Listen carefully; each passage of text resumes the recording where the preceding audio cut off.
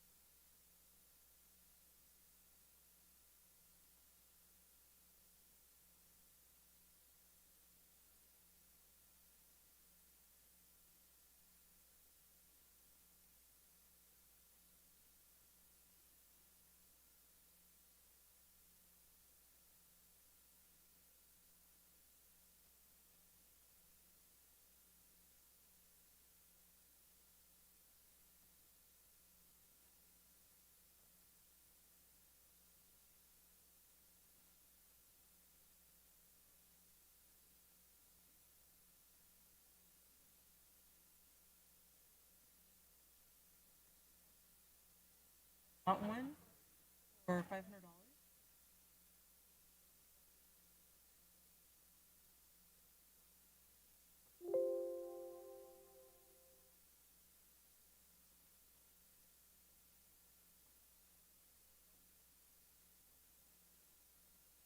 for one bedroom. That was what they had available.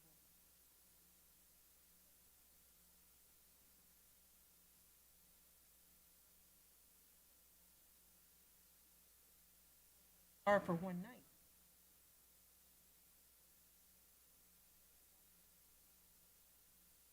Off of the secondary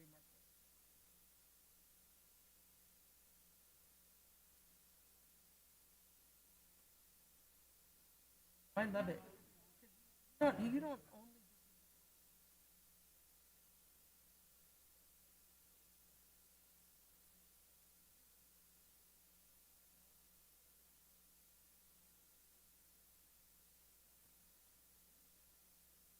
as long as it's in the network.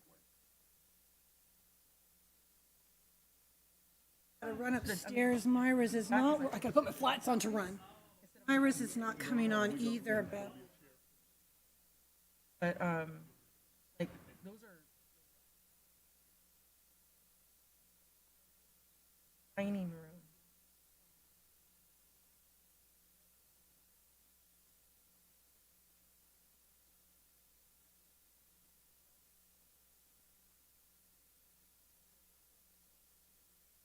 Carlsbad.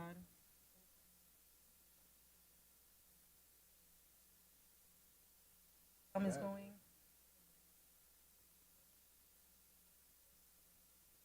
It was 3 bedrooms for 800. All wanted to be together.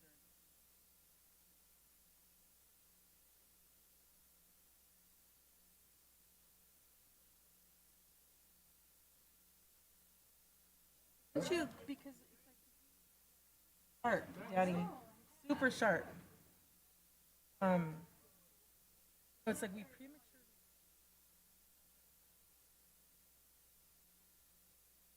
I was reading an article about it. They said that there was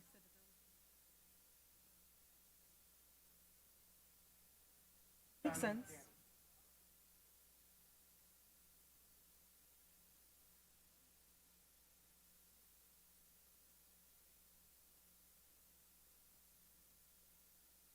Well, when we have more time,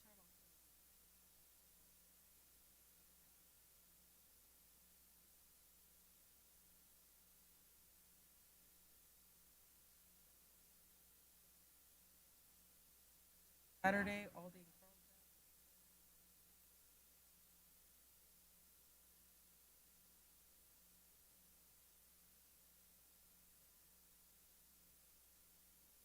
Carlsbad. Oh,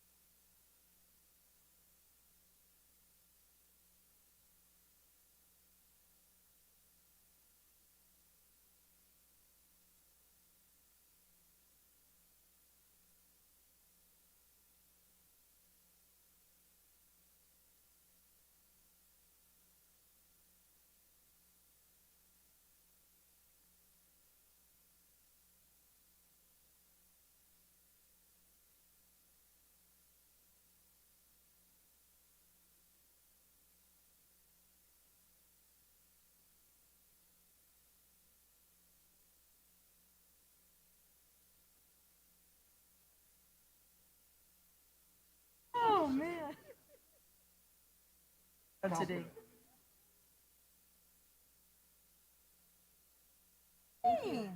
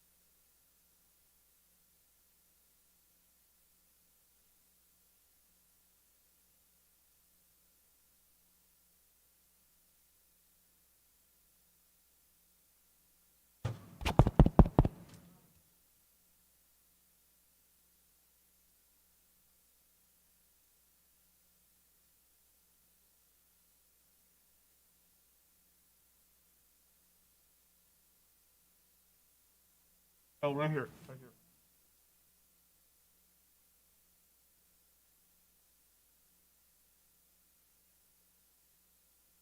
That in the back, I think it was, this one right here.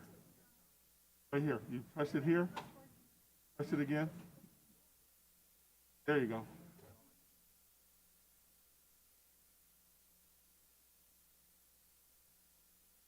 Gonna be ready to go? But almost, we're 1 minute over. Working on it in the back. And fix it before open session? You're gonna be able to get it before open?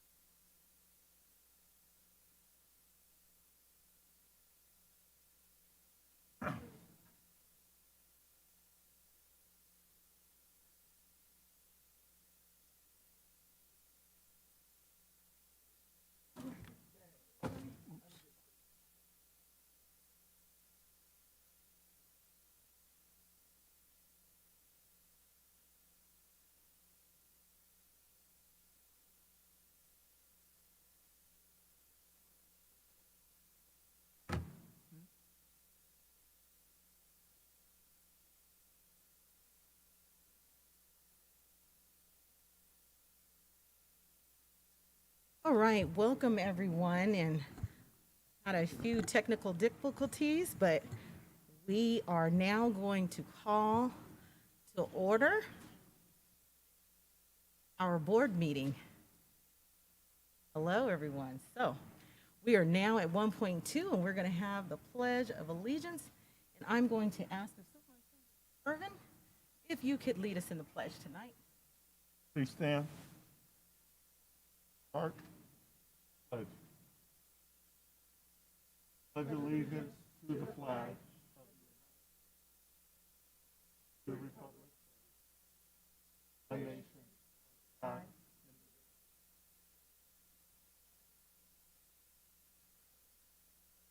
Thank you. At this time, we'll now move to 1.3, approval of the agenda. And Ms. Cunningham, I do want to ask, will we be receiving it online or taking voice votes? It should be working online. So moved. Second. Been moved, and there was a second by, who did the second? Dr. Flores? Did you do the can second? barely hear you. Did you do the second? I did second. All right, it is now showing up.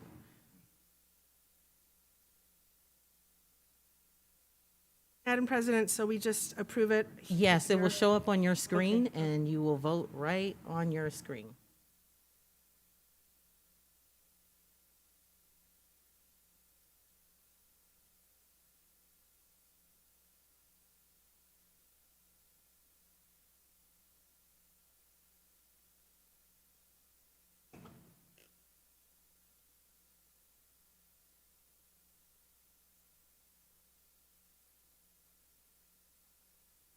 No worries.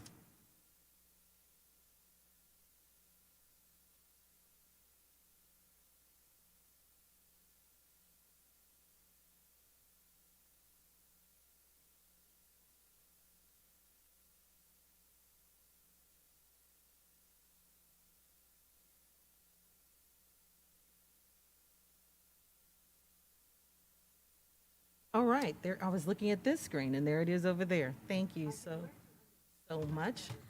All right. We're having extra talk. Okay, we're now moving to 1.4, inspirational message. And I will be doing the inspirational message this evening, and I'm very happy to do that. I'm excited about my inspiration. There was some wonderful news that came to me. And I first want to say, being back here for the first time is, again, a reminder of how long it's been. I can recall that emergency board meeting, March the 17th, 2020, and we had to come together to outline what our next steps would be during this COVID-19 pandemic. At the time, we didn't know the magnitude of it, but we did realize that we had students and staff and family, and each of us, it was important for us to remain safe and do what was right for an entire large district. But more importantly, in that, we asked our students to do something they had never done before. We asked our students to stay home and log in for their educational experience until it was safe to return. And so today I would like to introduce to you my inspiration, Miss Summer Fox. She is a junior who moved to Southern California in 2019 as a freshman from Chicago.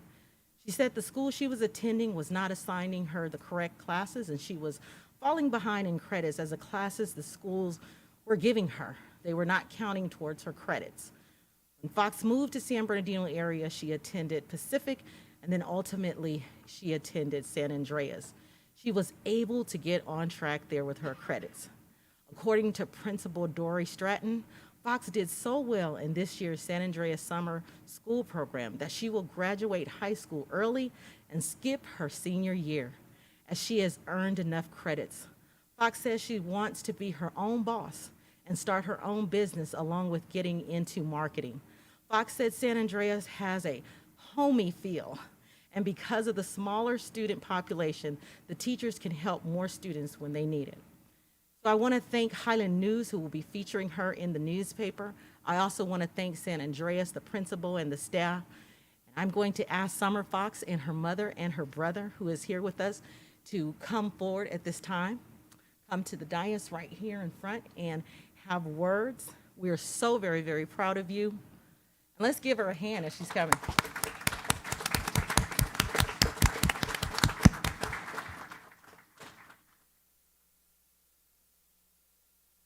Yes, that mic should be on for you.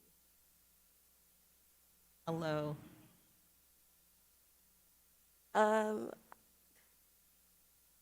I would just like to say that thank you all so much for recognizing me first and foremost. And I just want to say that it's really all about strategy it's about mindset and strategy. So if you put your mind to something, you can do it, anything, and that's what I did. I had a goal this year to get all A's because I know that freshman year and sophomore year wasn't the best, so I knew I had to do something, and I did that. And I just feel very accomplished. And yeah. Thank you so much for coming here tonight. Thank you. Your mother, we're so proud of you. It is my understanding she is looking at an HBCU somewhere in the area of Clark, Atlanta, correct? Yes, ma'am. So we will be following you and your brother, who is attending Hillside, correct? Is it Hillside? Okay. And we are just so excited for you. We know it's been a difficult year, but yet you prevailed, and you are an example of a true inspiration. So thank you so much for joining us here tonight. Thank you. Thank you.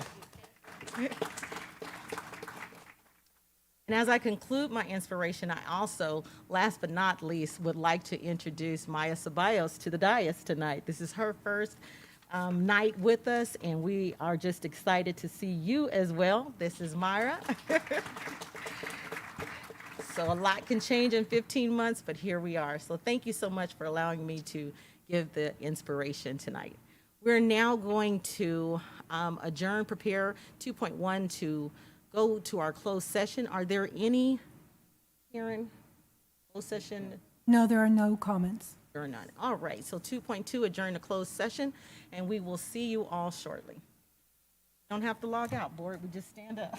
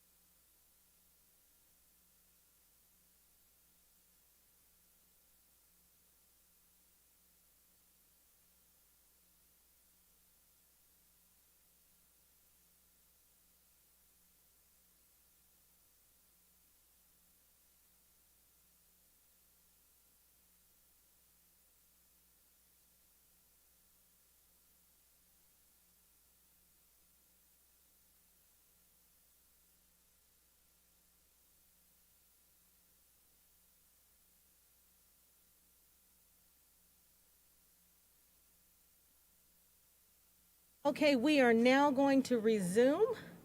We're at 3.0, reconvening from our open session, to our open session. And we're at 3.1, Deputy Superintendent, HR. Be it resolved that the Board of Education approve the appointment of the following employees. Deputy Superintendent, Deputy Superintendent's office effective date, work year, and salary to be determined. Moved. It's been moved and second, and let's prepare to vote.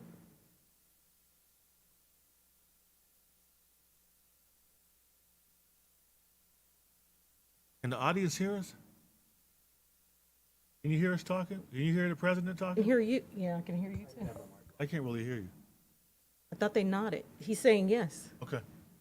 I can hear the echo. It's hard to hear. Okay, we can go ahead and vote on the screen.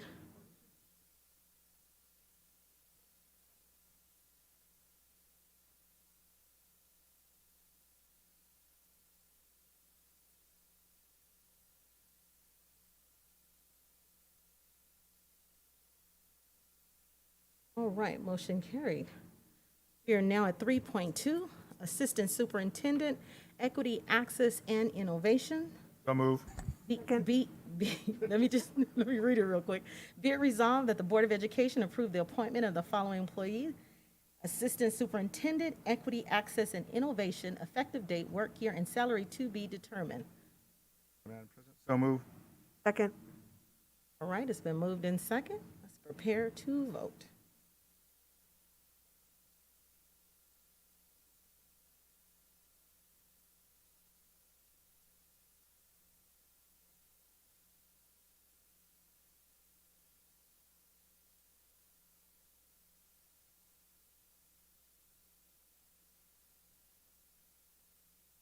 Motion carried. Thank you. We are now at 4.1, public comments. This is the only time the public will have an opportunity to address the board on items not on the agenda and within their subject matter jurisdiction, such as district policies, procedures, programs, services, or fiscal matters.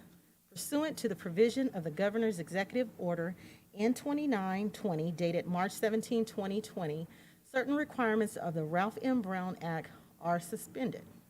If you would like to make a live comment at district board meetings, a registration form is required. Forms can be found on the district's website and Facebook.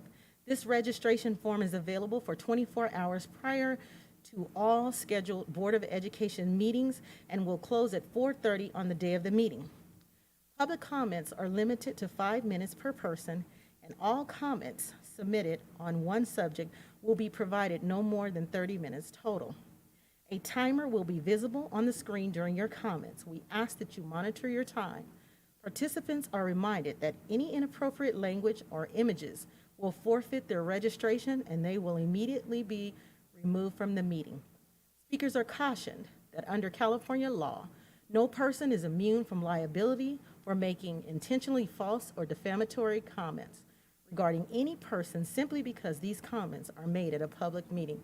Mrs. Cunningham, are there any public comments? All right, and these are in person. I guess there's no others.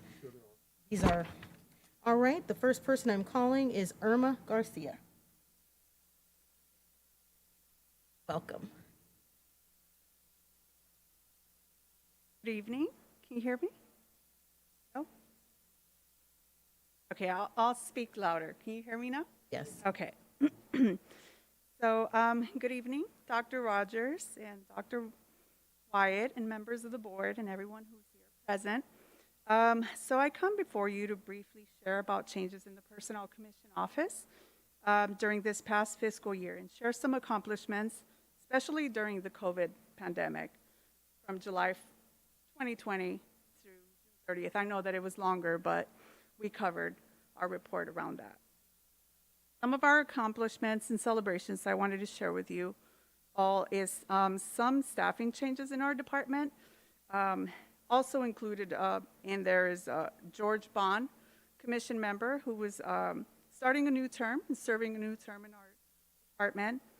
A new personnel director was appointed. That was me. They appointed me July of 2020, last year. We also have a new personnel analyst appointed by the commission last November 2020. We also have a new associate personnel analyst. A start date is to be determined. Right now, she's currently in the background process. So the Personnel Commission office was relocated to the Wall Building, 1525 Highland Avenue. It's over the portable at the Wall Building. And so staff had to innovate processes to continue recruitment, testing, interviews, along with other systems in our department. Many forms were digitized and eliminated almost 100% paper trail. So we were able to communicate with our applicants and our managers electronically. Personnel Commission staff stayed very busy and worked very hard while working remotely, carrying out business as best as possible with filling positions as deemed essential by cabinet. We communicated on a regular basis with Dr. Funches and his team, and we worked very closely. During the year, 69 recruitments were open, and for classified positions, applications received and reviewed almost 4,500 applications. And we administered 69 tests. Eligibility lists ratified by the commission were a total of 41. We reclassified 2 employees, classified employees. We conducted 12 desk audits virtually. We also facilitated discipline hearings, 2 of them, and staff conducted multiple mass interviews. And so there were upwards of 140 classified hires in our district. Those include promotions, voluntary transfers, voluntary demotions, sub to regular, new hires, etc. So I just wanted to close and say thank you for the opportunity to speak tonight. My team and I are very happy to be back in the office in person. Thank you. Thank you so much for the update. And next, we will call Francisco Ramirez.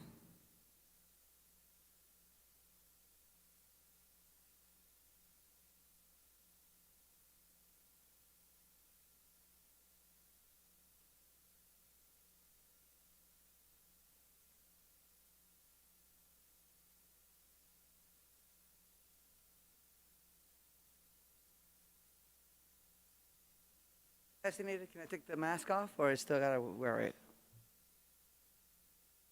On the policy inside, I believe we're wearing masks. They know you're, unless security is saying something different. You want to bring it down? I bring it down? Okay. Make sure. Okay. Madam Toastmaster, fellow board members, and my name is Francisco Ramirez. I am a single dad of 3 kids. 2 of my kids actually attend a elementary school here within the district. You know, I like to read a lot, and once in a while there's an article that maybe catches my attention, right? And one of those articles was recently written from the Orange County Registry Office, and it points out San Bernardino Unified School District. And every time when something gets pointed out, I was like, oh, something got pointed out. It catches my attention because it kind of affects me in a way. So, and one of the things that was shared was our funding being spent on law enforcement. I believe it was cited 9.5 million that we spent last fiscal year. And honestly, I'm not here to point fingers or say, why are we spending so much money? I had the honor, to speak to Joe Paulino a few minutes ago. He kind of enlightened me a little bit more where the funding is going and being allocated. But I still believe it's a lot of money being spent on law enforcement. I believe a lot of the funding is building relationships, really. I think we have, there's no lie, we have a high crime rate in San Bernardino, right? Let's not sugarcoat that. It's a reality. We're having deaths, dad, mom, cousin, losing lives, right? So what are we as a district doing to provide trauma-informed resources to those kids that are suffering mental health. I think it's time as a district, as a board, to unmask mental health. Let's not point fingers, really. Let's find a solution. I believe there's a lot of work to do here in San Bernardino. I believe there's a lot of talent here in San Bernardino. I believe there's an opportunity for us to build talent here in San Bernardino. I think we just had a great camp. I'm gifted. Did any of you guys attend that great camp that was done by our Minnesota Viking? Okay, great. That's great. I mean, those are the kind of things that we're looking forward. I don't want to move out of San Bernardino. I want my kids to be raised here. I was born and raised in Fresno. I grew up with no services. I grew up in a little ranch. And just the reason, just sharing that, I only have 2 more minutes. Those are one of the topics I want to share is us to fill, and maybe stay on the board. I love the fact that in our last meeting, someone shared that we're going to have subcommittee meetings regarding budgets. We're going to give an opportunity for parents, shareholders, community members to come and sit on the table. I love that. As a parent, I love it because it gives me a chance to share my voice. I hope that the board is considerate of my time. I am an employed. I work 8 to 5. Some schools are not lenient with my work schedule because they meet at 10 o'clock on Friday, and there's no exceptions. And I think that should change, especially for the parent like myself. And we should have a meeting after hours. If you need to flex your time, flex your time. I do that all the time. Does that make sense? We need to start working more as a relationship building. We need to start working as a team. And I'm just talking about you, board member or board members. I'm talking about the parent. And it's time to hold our children accountable. And that starts with mine, right? And the second thing I want to share, because I have 1 minute, in our last meeting on June 8th, we talked about budget. Didn't we talk about the budget? Did we talk about the budget? Okay, we talked about the budget, right? And Dr. Irwin shared something. He says, the average district has 18 point something as a reserve. San Bernardino has about 4%. It's approximate. It's not an official number. About 4% lead intake. I agree with Dr. Irvin that we need to allocate on our reserve. We need to have a backup plan. Let's not be on the papers. Let's talk good things about San Bernardino. I think it's time. We have great talent. We got great people that live in San Bernardino. And I just want to come and share. It's the first time I come in front of a board. Honestly, I think I want to bring more kids to talk in the board. I think we need to hear voices. We need to build a survey. And I say it because I used to run a family research center. And I asked kids, 5-year-olds, 6-year-olds, what they wanted. Tell me your feedback. I want to hear you, what you want. Clown, music. The point is start working in relationships. Let's move San Bernardino forward. Let's transform San Bernardino.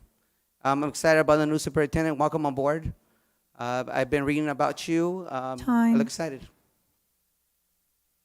Thank you, Mr. Ramirez. And Mr. Ramirez, on the times that you refer to, was that parent meeting times or working times? When you said the meeting is early, what meeting were you referring to? It's my own elementary. For you as a parent? Yeah, me as a parent. Okay, thank you. Okay, thank you. Okay, and our next speaker is Thomas Wagner.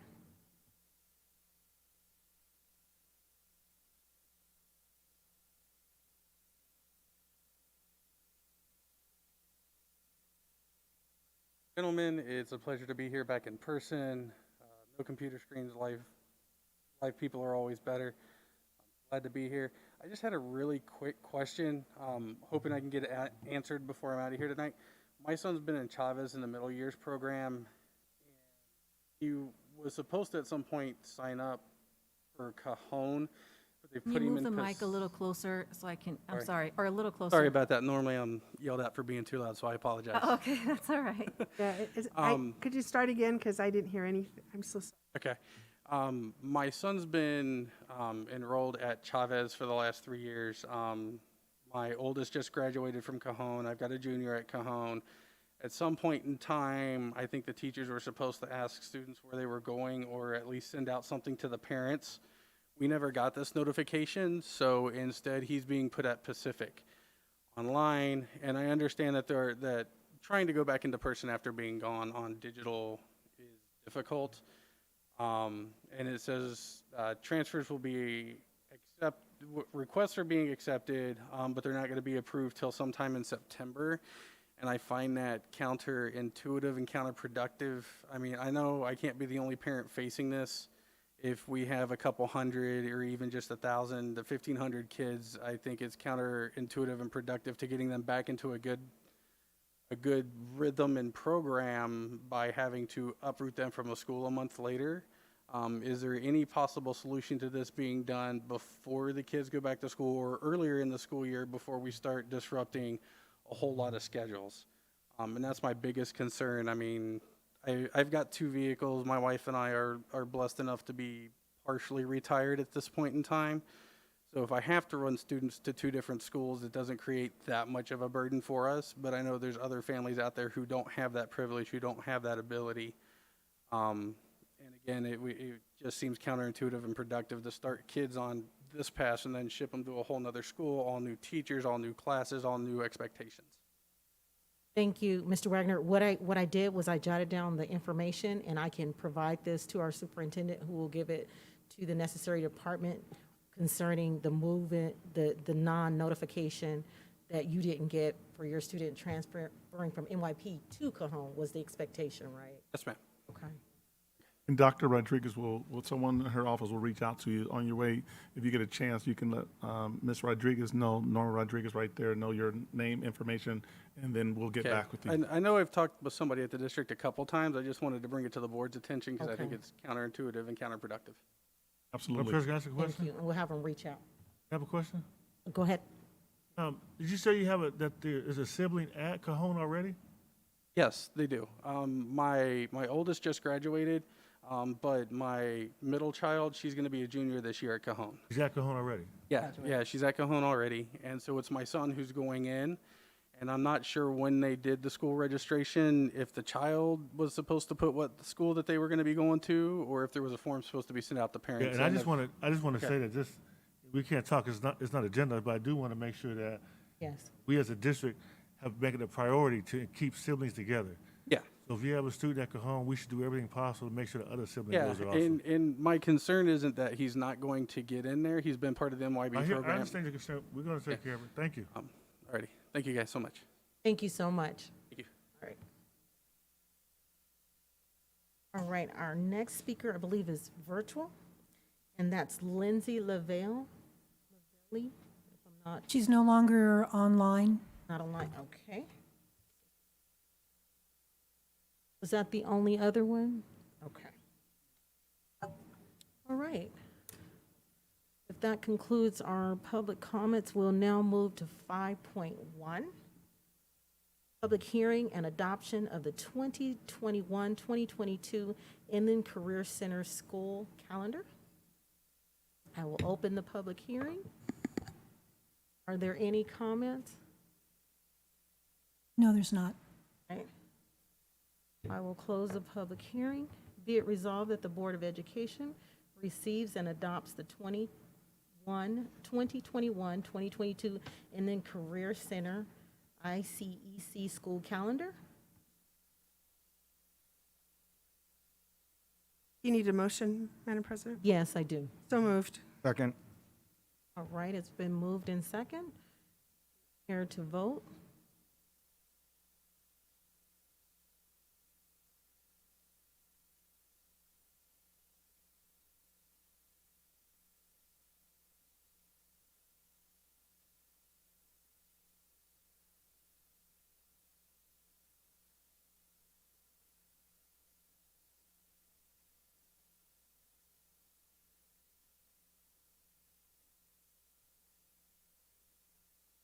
All right, motion carried, thank you.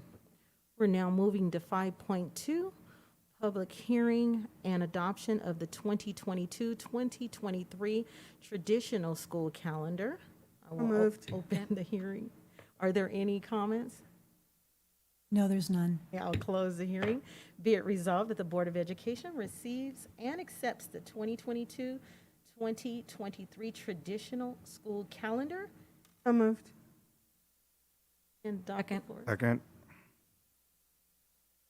I think he was louder than you, Mark.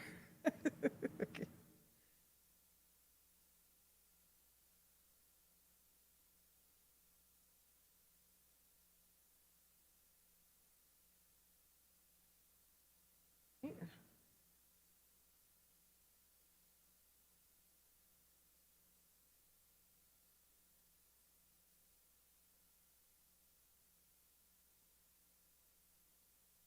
Ah, she got you, Ms. Ceballos.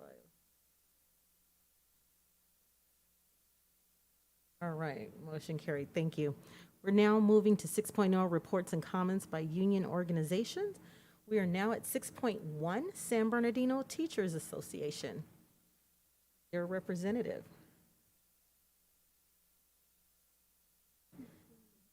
Okay. We will move to 6.2, California School Employees Association. Is there a representative tonight? Presentation mode.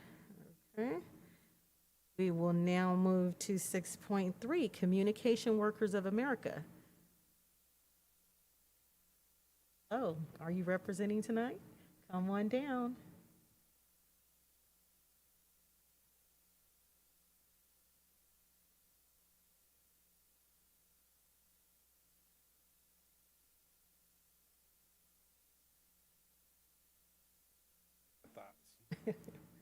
Welcome. You're, Good to be you back. representing CSEA or the communications worker? Oh, CSEA. Right, okay. CSCA, okay. We'll take it. We'll go back I to jumped the 6.2. gun again.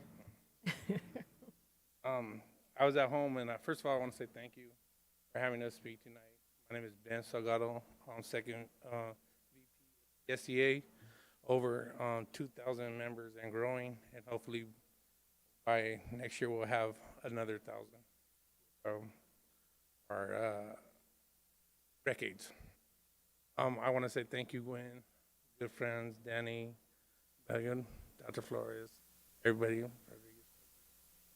Today I was thinking, I was at the house and they said I had a speech, and I was like, man, I wish it was on Zoom, but we got to move forward and get back to in person, which I agree, we need to move forward. And so I started writing down what I was going to say. And then it came to me, I'm not going to write it down, I'm just going to speak from the heart. I'm going to speak what I feel because it's real. I don't want nothing I say to be scriptured or, you know what I mean, pre-written or anything like that. I want the real deal. I want to rest assured that we hear things, you know, rumors go around. We hear that there's a lot of rumors that a lot of people are not happy with the way the grounds or the schools are looking when it comes to the way they look, the street appeal, things like this. Rest assured that the grounds department during the virus worked during the virus. We were out there. We didn't have the opportunity to be on Zoom. We couldn't be on Zoom. We were out there in the 114-degree weather, 115-degree weather. We're scrambling to look for vehicles. If it wasn't for Sam, Joe, Vidal, Tom, to help us get vehicles with air conditioning, we're out there. We have them. You know, we have vehicles out there, and it's hot. It's hot out there. When it's downpouring out here, we're up to the water in up to our knees. I'm sorry if the schools don't look up to par, but I want you guys to know that we're out there and we're doing the best we can under the circumstances. I took it personal because I take my job personal. I take it with pride. I take it with joy, and I don't like hearing that. Anyways, but I just want to say thank you to all the classified at the M&O department, everybody that came back, plumbing, painting, maintenance. They're all out there doing a good job. You know, a lot of you guys are my friends, my colleagues. I mean, and I give respect where respect is given. And you guys know me. Like, I coach baseball. I give back to my community. I just want you to know that in order for us to get more productive, we need to. Got a lot of positions in the grounds department that are working out of class right now because we don't have positions getting filled. So we need those positions to get filled today or yesterday, not tomorrow. And that's where the problem is. We have like 14 guys on our grounds department running 100 sites. And they want it in and turn around. And until we could get all those guys that are working out of class back into grounds, we're just gonna do the best I can. But just rest assured that we got guys working 7 days a week right now that are out there doing it. And I'm pretty sure they want to be at baseball games and things with their family too, you know. We don't have the opportunity of working from Zoom. I just want to thank all you guys for being good friends and things like that. We have one more other thing I want to bring up is that we're still working on the custodian runs. School's getting ready to start. We haven't even touched that. When it comes to that, that's something very important. And also, we haven't even started with our negotiation for raises. Or if we're going to talk about it, we haven't had a cost of living in 2 years. Like, you know, and so they said, well, this year they're going to add it. But gas prices is going up, everything's going up. And we don't say we're not going to come into work today. No, we're giving a service, you know. And we understand we're blessed for our jobs. We're thankful for our jobs, but we'd like to give more to our families too. Thank you guys for your time. God bless and have a good night. Thank you, Ben. Good to see you. Oh, And thank you for all you do. Oh, I'm sorry. There's a question. You come back. We're going to get those dots eventually. I know, we're gonna need some way to, I'll have a hand. No, thank you so much for speaking and really doing what you need to do when everybody was in lockdown. I mean, thank you so much, and I know it has been hot. So I wanted to clarify with you, do the department that you're working in, or do you see some of the workers do not have access to those vehicles? I know that you mentioned that they I were want to lent give, out. and that's what I said, when it comes to the vehicles, we have vehicles that don't have air conditioning, but I really want to give a great big thank you to Sam, Joe, Vidal, and Tom that do go out there and make sure that we're not using those vehicles. But with us not being able to ride two together and things like that, it makes it hard. And right now, they're not making vehicles, so, you know, they're not making vehicles. They don't have the chips for them. And so supposedly. and then you said there's workers that are actually working 7 days a week right I now? think that some are working like, you know, 6 days a week, 7 days a week. I mean, I'm a travel ball parent, so I'm always gone. So fortunately for me, that's not an option. Well, thank you for sharing. Madam President, Yes, go I ahead. just want to thank you for all the work. Please let everybody know we appreciate it. And it's been hard on everybody, but we support you. You know that. We know you do. Yeah, we support you, and we just appreciate you very, very much. And we do want you to have the right equipment. We do want you to have, the workers to get everything done. I mean, it's a lot of work, and it's a big district, and it's huge. But just let people know, like you're doing. So. And we also think that the ones that do stick up for us, Ms. Flores, we really appreciate it. We know that you, Danny Tillman, Abigail, if I miss any of you that stick up for the classified, we watch it, and I watch it, and it's a talk when we go back. Right. They're like, oh, did you see her? You know what I mean? And sometimes we need somebody to be a bigger voice than what we have. Thank you so And much. we appreciate it. Thank you. I gotta go move my Corvette that Danny parked in the wrong place. Okay, 6.4, San Bernardino School Police Officers Association. Is there a representative tonight? Okay, they're giving me no, but thank you for all you do as well. All right, before I go to reports and presentation 7.0, as we were adjusting virtual versus in person, I was failed in a couple of things here. One, I want to start by saying welcome, Superintendent Urban, to the district and to the boardroom and to our official on the dais. Okay, we want to welcome him. Secondly, we did have 2 appointments tonight, and I want to reintroduce our Deputy Superintendent, Dr. Menares. You're more waving virtually than anything, so Congratulations. And also to Dr. Esquivel for our Equity, Access, and Innovations Assistant Superintendent. Dr. Welcome. Rogers, can you give his full name? I'm sorry, Ricardo Esquivel. Did I say that right, Dr.? Esquivel. I'm sure a lot Esquivel. of people want to Google him. Okay. Welcome to you all tonight. And, again, we're going to get used to being in person again. Okay, I will now move to 7.0 report and presentation. 7.1 state budget report. And am I turning it over to, okay, Mr. Sup, go ahead.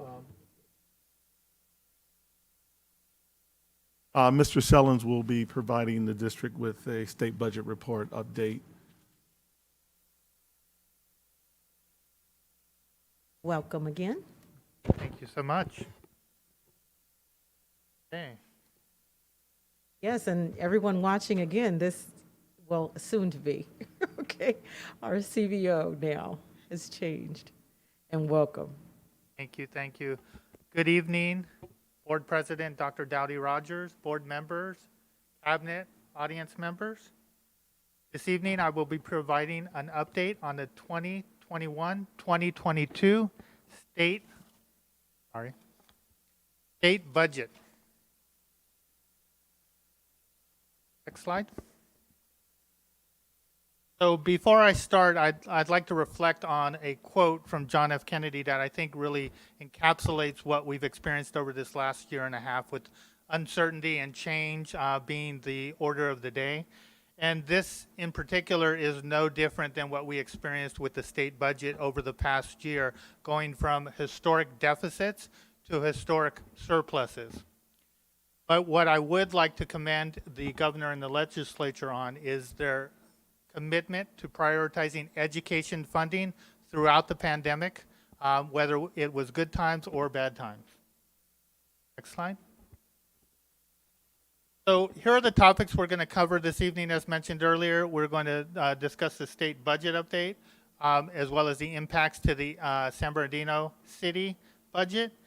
And then we're going to talk a little bit about what's not in the budget and discuss our next steps going forward. Next slide, please. So what's different this year from recent years is the budget adoption timeline, where the legislature this year passed a budget placeholder so that they could meet their statutory deadline of June 15th. And if you read the newspaper, that statutory deadline is important for one reason. It's so that they can continue to receive their paycheck. So this placeholder bill really was a shell of a budget bill. Although the governor did approve it, there were subsequent cleanup bills, AB 129 in particular, that really spoke to the actual budget agreement between the governor and the legislature. In addition, the legislator added language to amend AB 138 to provide relief to the historic increases in unemployment insurance rates for the 21-22 school year. And finally, the budget trailer bill language that was just released yesterday, as well as the AB 129 and AB 138, have yet to receive approval through the legislature and move on to the governor for his approval as well. So we are going to stay tuned in regards to those.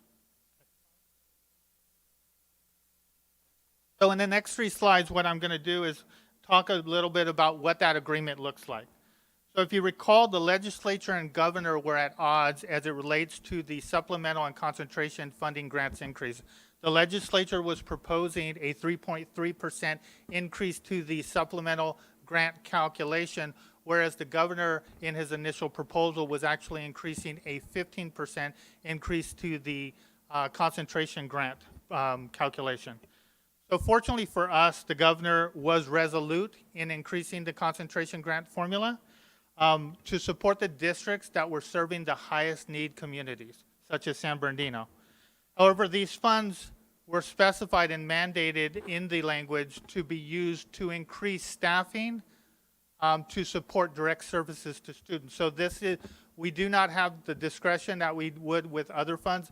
This is specifically earmarked to support those direct services to kids by increasing staffing levels. Additionally, the proposal proposes to pay down nearly $11 billion in deferrals, provides increased funding for special education, both one-time and ongoing, reduces the unemployment insurance rate from that 1.23% to the 0.5 for 21-22, as well as incremental ongoing investments for expanded learning for after-school and summer enrichment programs. Next slide. So moving on, the state continues to recognize the growing teacher shortage. And so they're continuing their efforts to invest to combat the ongoing teacher shortage and to make investments in professional development and educator effectiveness through one-time grants.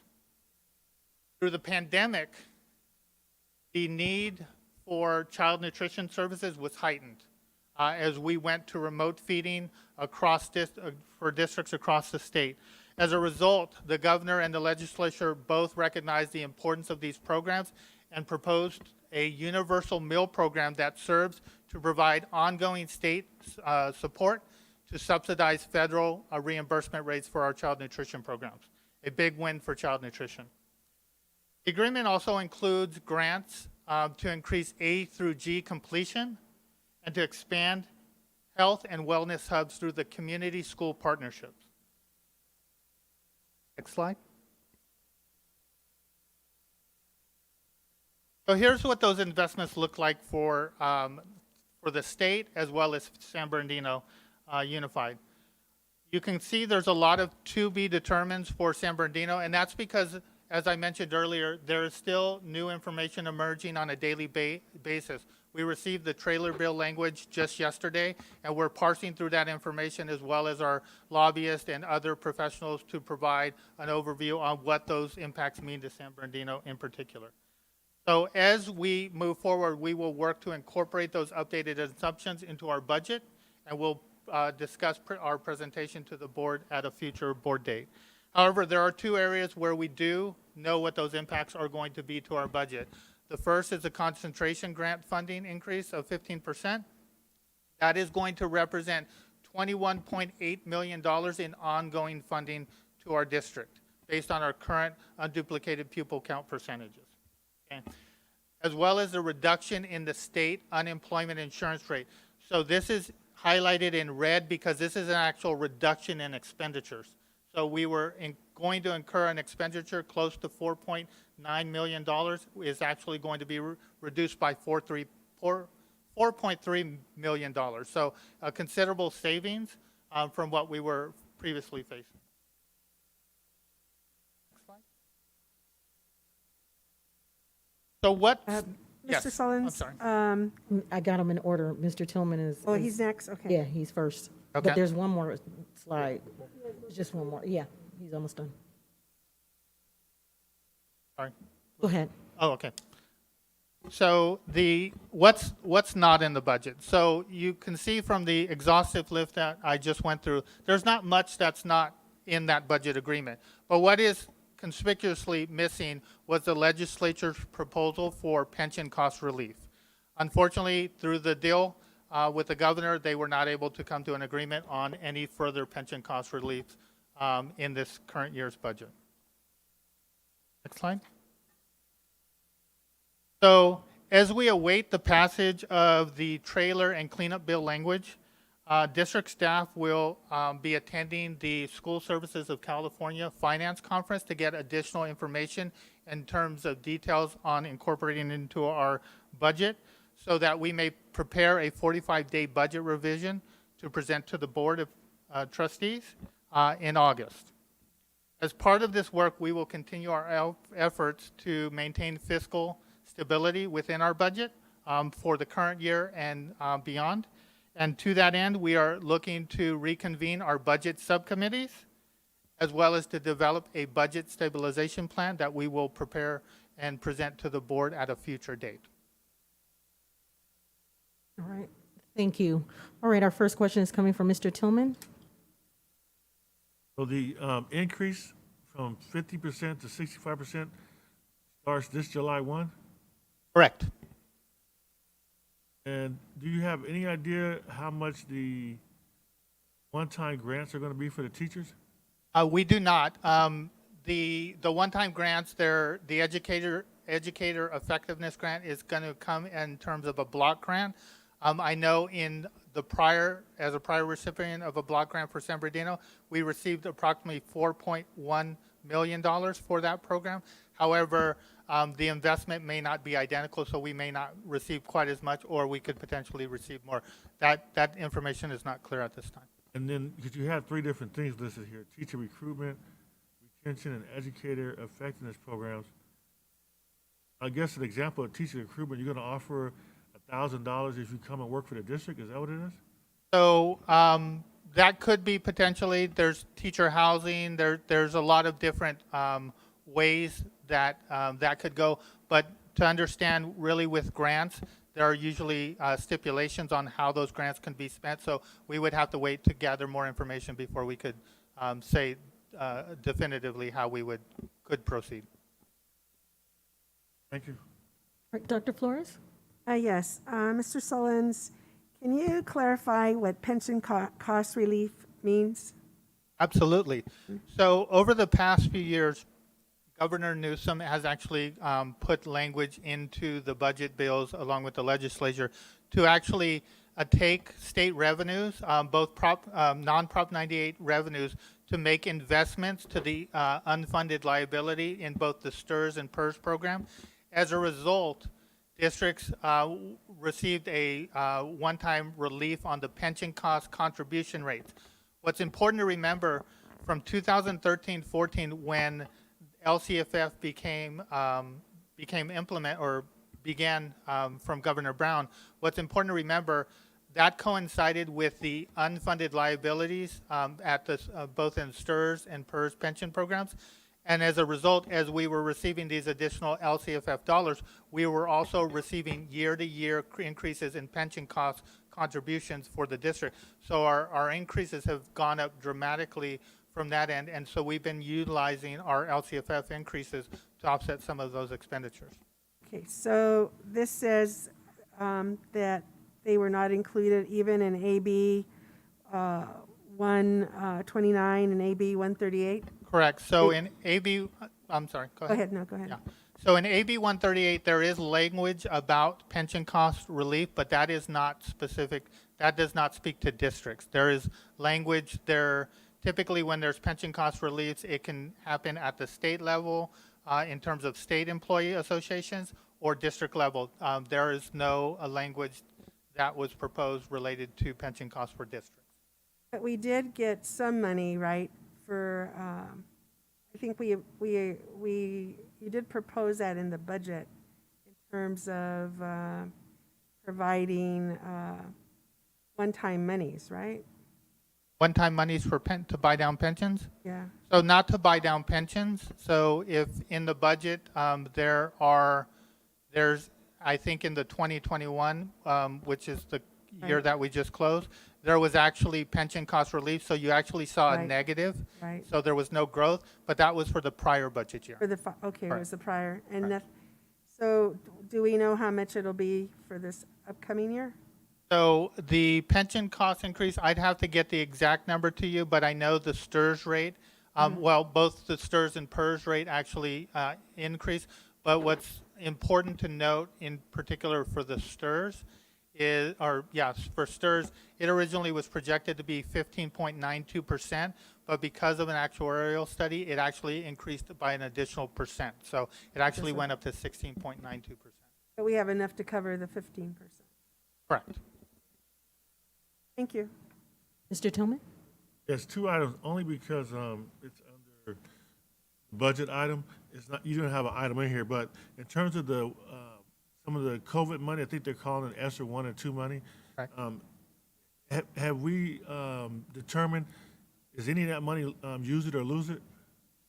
So ESSER money, the federal funds, as you refer to them, they actually do have deadlines to expend those funds by. If you do not expend those funds, you would potentially lose them or leave money on the table, so to speak. And I'll kind of speak to the most recent dollars, which were CARES, which were originally to be expended by December 31st of 2020, and then that was actually extended to December 30th of 2021. However, the state imposed a stricter deadline for those funds of May 31st, so that those funds would be expended, or they would identify those funds that hadn't been expended by districts, so they could sweep those funds and expend them elsewhere before that December 30th, 2021 date. And so, that's a big deal, It is. because being someone who's been in government for a long time, it's hard to spend money. So I've been trying to get people to accept the concept that for things that qualify for that funding, we should be expediting that. So I do have concerns when I say to teachers, you can get new devices, and they say, well, I talked to my administrator, and they say, let me check on it. So I think somehow we have to, at the district exec level, make the statement that any teachers who want new devices are able to get those devices, right? And there needs to be a point of contact at the, above the site administrator, because I'm hearing that the site administrators are saying, I'll get back to you. That's not the right answer. The right answer, as you know, is to expedite it. And even when you expedite, it's going to take time to get a bid, find the devices, and then get the devices in by the deadline. So I just hope, Mr. Irvin, that we take that action, and I don't know who it is that we call. So when I'm talking to a teacher and they say, well, Mr. Tillman, you said I could get a device and you're going to give teachers new computers, but I just asked my principal, and my principal said, I'll check on it. Who can they call other than their principal? So, Yeah, so we'll go ahead and take that information back, but we do know that the district has already responded to that in the past. I believe, Dr. Menares, we've talked about that. I believe that every teacher who Yes. needs a new device or any type of electronic device, the district covers that cost, and that has been ongoing prior to my arrival. Is that correct? It's part of the refresh and replenish plan for all of our schools to get them, to make them whole. So So I'm clear. it's clarifying, Mr. Tillman, it's the communication is what needs Right, to be. so my point is, so even if you just tell me who I should call, I'll break the policy again and solve a complaint. But the concern is, if I have I was walking in today, and a teacher said, how do I get a new computer? You said we'll get new computers, and I asked my principal, and they said we're not going to get it. So my point is, who do they call? We'll put out a communication to bring clarity to that, hopefully this week. So, Ms. Applegate, I know we talked about it, but so we'll get the communication out right away. Yes, Mr. Tillman, in our Ed Tech department, Michelle Cleveland, and our IT department are responsible for the replenish, refresh. They can contact Ed Tech directly And to then, ask for that. And to Mr. Sullins, they are aware that the sites won't have to pay for these devices themselves, and we'll pay for it at the district level, right? yes. That's Yes. that makes a big difference also. So, and I guess the other key is, now that we know that some of these monies are using and losing, which is important, because I've had some recent discussions and everyone didn't know that. Then the executive staff needs to first understand that, put dates on it, and then in your meetings, identify things that we can spend the money on. I've been saying this for a long time. So there was an issue with busing, and my point was, why would I take away bus stops right now when I can use one-time money to pay for it, right? But someone else has to understand that and say, because we have this additional funding, we can meet needs just like that. It's no different than a summer program that's going to run. And in the past, we have funded it. We're not funding it now. So my worst case scenario is this. I don't fund the program. I have parents in the program, and in the past, if they were a district student, and you're teaching them math and English in the program, we picked up the tab for 70 of those kids. Why wouldn't I do that? And then to not do it and then send the money back would be a tragedy, because we all agree that there has been educational loss, right? So everything that we can do to help support parents and students. And if I have a parent that is not going to be able to participate in the program only because they don't have the money, and I have free money that I'm sending back, it doesn't make any sense. So I'm never going to stop fighting for student parents and employees in the community when it's common sense. And this is one of those common sense things. But I do understand that a lot of people don't understand how funding operates. I do. I work for the County Human Services, and we get federal money. So I know what it means when they say you use it or lose it.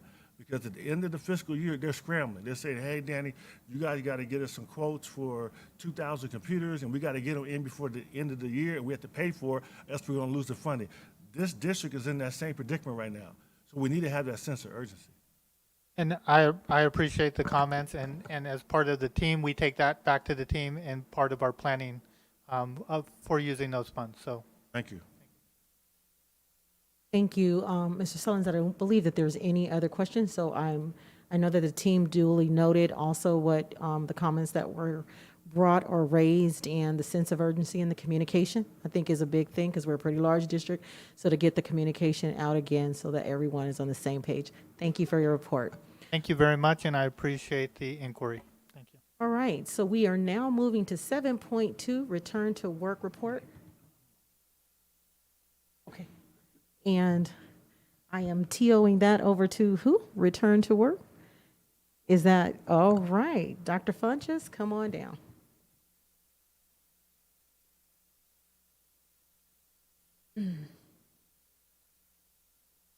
Good evening, Dr. Rogers, Board, Superintendent Irvin, community, cabinet.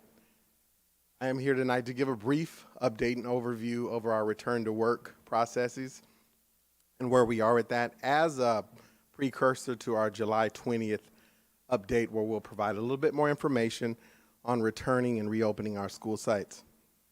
Next slide, please. And I wanted to thank our board once again for its measured and deliberate approach to bringing back staff in a safe and healthy manner, meaning we eased our employees back into the workplace in terms of having rotational schedules. That started on May 10th, and on July 1st, we welcomed back all of our scheduled staff to full in-person work. That included classified and certificated managers and non-managers who were scheduled to work. The district continues its consistent and correct use of masks and face coverings. Just like we're doing tonight, we feel like that is essential to make sure that people feel safe when they're on our campuses and in our district departments and sites. And we also will continue the frequent sanitizing and disinfecting of high-touch areas and surfaces as we continue to reintegrate our staff in a safe and healthy way. And then finally, we'll continue to focus on proper hand hygiene, hand sanitizing stations and such. And I wanted to stop here and say kudos to our staff, certificated, classified, managers who are adhering to all of our safety protocols in place as we walk through our buildings, the Board of Ed, 2nd Street, the WA building, IT, and our school sites. We are encouraged by what we see. Next slide, please. And so for health and wellness, as we continue to focus on that, that is our priority.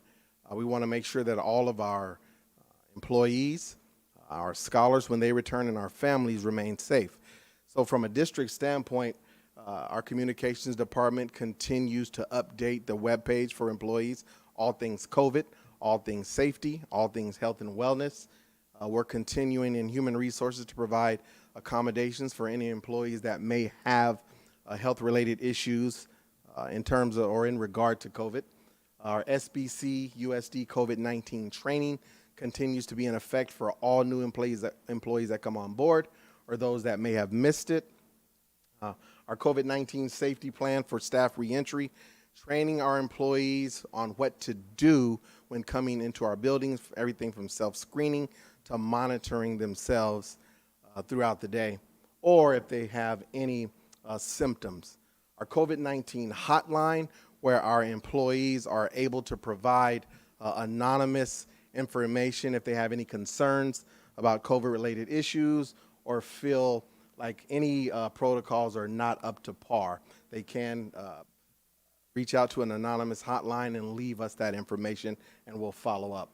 Our COVID-19 exposure protocols, which I'll go over in depth here, and we'll provide more information on the 20th in regard to exposure protocols and why that's so important for being proactive.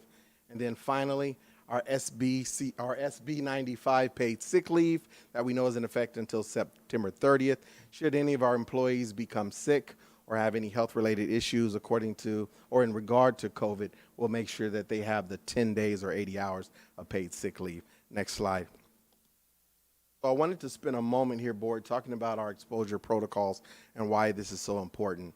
And over the next few weeks, and as we come back into the school year, as we reopen, we'll spend a lot of time making sure that we reinforce the importance of having self-awareness, self-screening, self-monitoring for our employees. Everyone from classified to certificated and trickle on down to our scholars and families. And one of the first things that needs to happen on a daily basis, if any of our employees feel any symptoms or suspect that they have any health-related issues, even the sniffles, make sure that they quarantine and stay home. We're asking our employees to stay home for the benefit of themselves and others. So that's step number one. And then number two, notify a supervisor. Notify the supervisor that they will not be in so that we can take appropriate steps in terms of providing substitute coverage and even following up with the contact tracing team. And then the third step in this exposure protocol, which will really drive home, is to make sure that our employees reach out to COVID cases.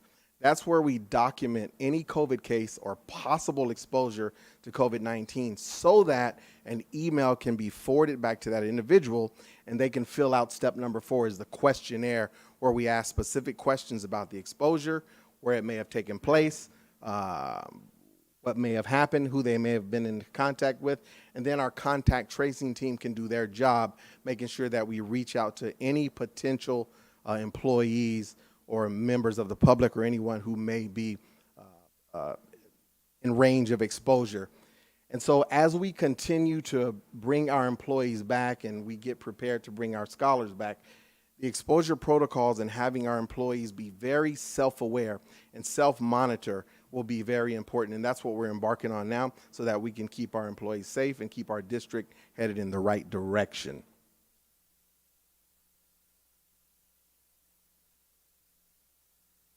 Okay. And that concludes, okay, there it is. All right, we will start with Ms. Ceballos. Yeah, thank you, Dr. Fuentes. Just really quickly on that last slide, the exposure protocols. I just wanted to ask, is in terms of testing, where at what point does that fall into here? Because we are basically communicating that to be self-aware and very vigilant about the symptoms that you're experiencing, something as simple as the sniffles, right? Sure. So, you know, oh my gosh, flu season's coming, you know, the sneezing, my word just left me. Allergies too. But allergies, thank you so much. Allergies as well. So at what point are they being advised to get tested? Where do they go? Yes, so I'll answer that this way. So if anyone is experiencing any symptoms, we ask them to self-quarantine, and we know that quarantine is a 10-day period. So within that 10-day period, they can do two things: come back after the 10 days or get tested and then show us proof that they are negative. So if they show proof that they are negative, then an individual can return to campus or return to our district site. If not, then we do require the 10-day quarantining. 10 days if they no longer have symptoms. Correct. Big And it part could of be it. 14 days, just depending on the weekend, right? But when they get to the point they're going to come back, if they still have So symptoms. can we, okay, Mrs. Ceballos wants to finish. She wants to finish. Thank you. So if they decide not to get tested, they go through the 10-day quarantine process. They get their paid sick leave. Yes. They never got tested. A couple weeks down the line, they experience some type of symptom again. They go through the whole process all over again? We can go through that. We have made provisions for that as well in our collective bargaining as well. We are handling or providing another 10 days if it took place, or if the symptoms or the exposure, if the exposure took place in one of our district sites. Yes, they can go through that process again. Only if it occurred within the district. Correct, that we provide the paid leave. If it's outside of the district, then we would ask them to go ahead and quarantine again. However, it wouldn't be covered by the district that time. Thank you. Hopefully that clarified. Next, I had Mr. Tillman, and then he had texted me. He's using a different I'm method. sending Dr. Rogers text. I'm acting like He I don't- is, so I have him now, and then after will That be. still works. I would encourage you to send her a Dr. text. Flores is out. Line. I got you, second. But I know our sites are doing vaccinations. You know which sites are doing vaccinations? So once so next week or on July 20th, we'll have a comprehensive report on which sites are still doing vaccinations and where we are with that. We know that we were at Royal Valley High School. I believe we're still there, but we'll have a more of a comprehensive update on where everything is. And they were at Chavez also for a while. So I think it's good that we are having those vaccination sites. I Correct. encourage us to do more, but I also think we should advertise it. I don't know if we are on our sites where the parents can go to get vaccinated. And on the lines of the having this extra money, I just hope that we are making it easy for people to get tested. Right. So right now, if a parent or wants to get tested or want to get their child tested, are we able to tell them where they can go to get tested? Yeah, for we free? are providing that information, and it's on our website. They can go to this place or that place or place A or B. We do have that information readily available for parents, and we were providing that during summer school. Thank you. You're welcome. Dr. Flores? That was my question too. Do we have lists of sites where they can go and get tested, our We do. employees? We do, and we'll provide that for you in a Friday update if needed. Okay. We have that So they information. have, but the main thing is, do they know where they can go Correct. get tested? And we were providing that information during summer school. Okay. And we'll continue to All do right. so. And our parents would also, and it's on our website. Yes. Where exactly is it on our website? It's on the page where where it says, it's on the COVID information page. Oh, the So, COVID yes. button? Okay, all right. The icon, the COVID icon? Correct. Okay, thank you. Dr. Wyatt? Thank you, Madam President, and thank you, Dr. Funches. Just real quick on the COVID-19 hotline, what is that used for and where can our folks find it? Gotcha. So within our sites and departments, located on walls or located on different partitions, our employees will find a COVID hotline number, QR code. If they find any issues within their site where it may not be up to par according to their perspective or any safety concerns, they can call that number or scan into that QR code and leave a message. And then that information will go over to Eric Vatier's office, and we will handle it from there. That was my next Follow question. up from, or we'll Who follow up follows with that up then? employee. Okay. Very good, thank you. Okay.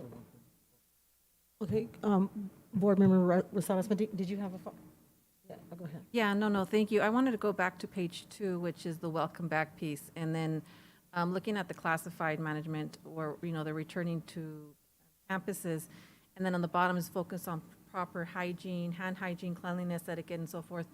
With the school sites, once we start coming back, do you see any issues with hiring individuals? Do you see that we are, we need to hire more individuals when it comes into maintenance and cleaning of school sites?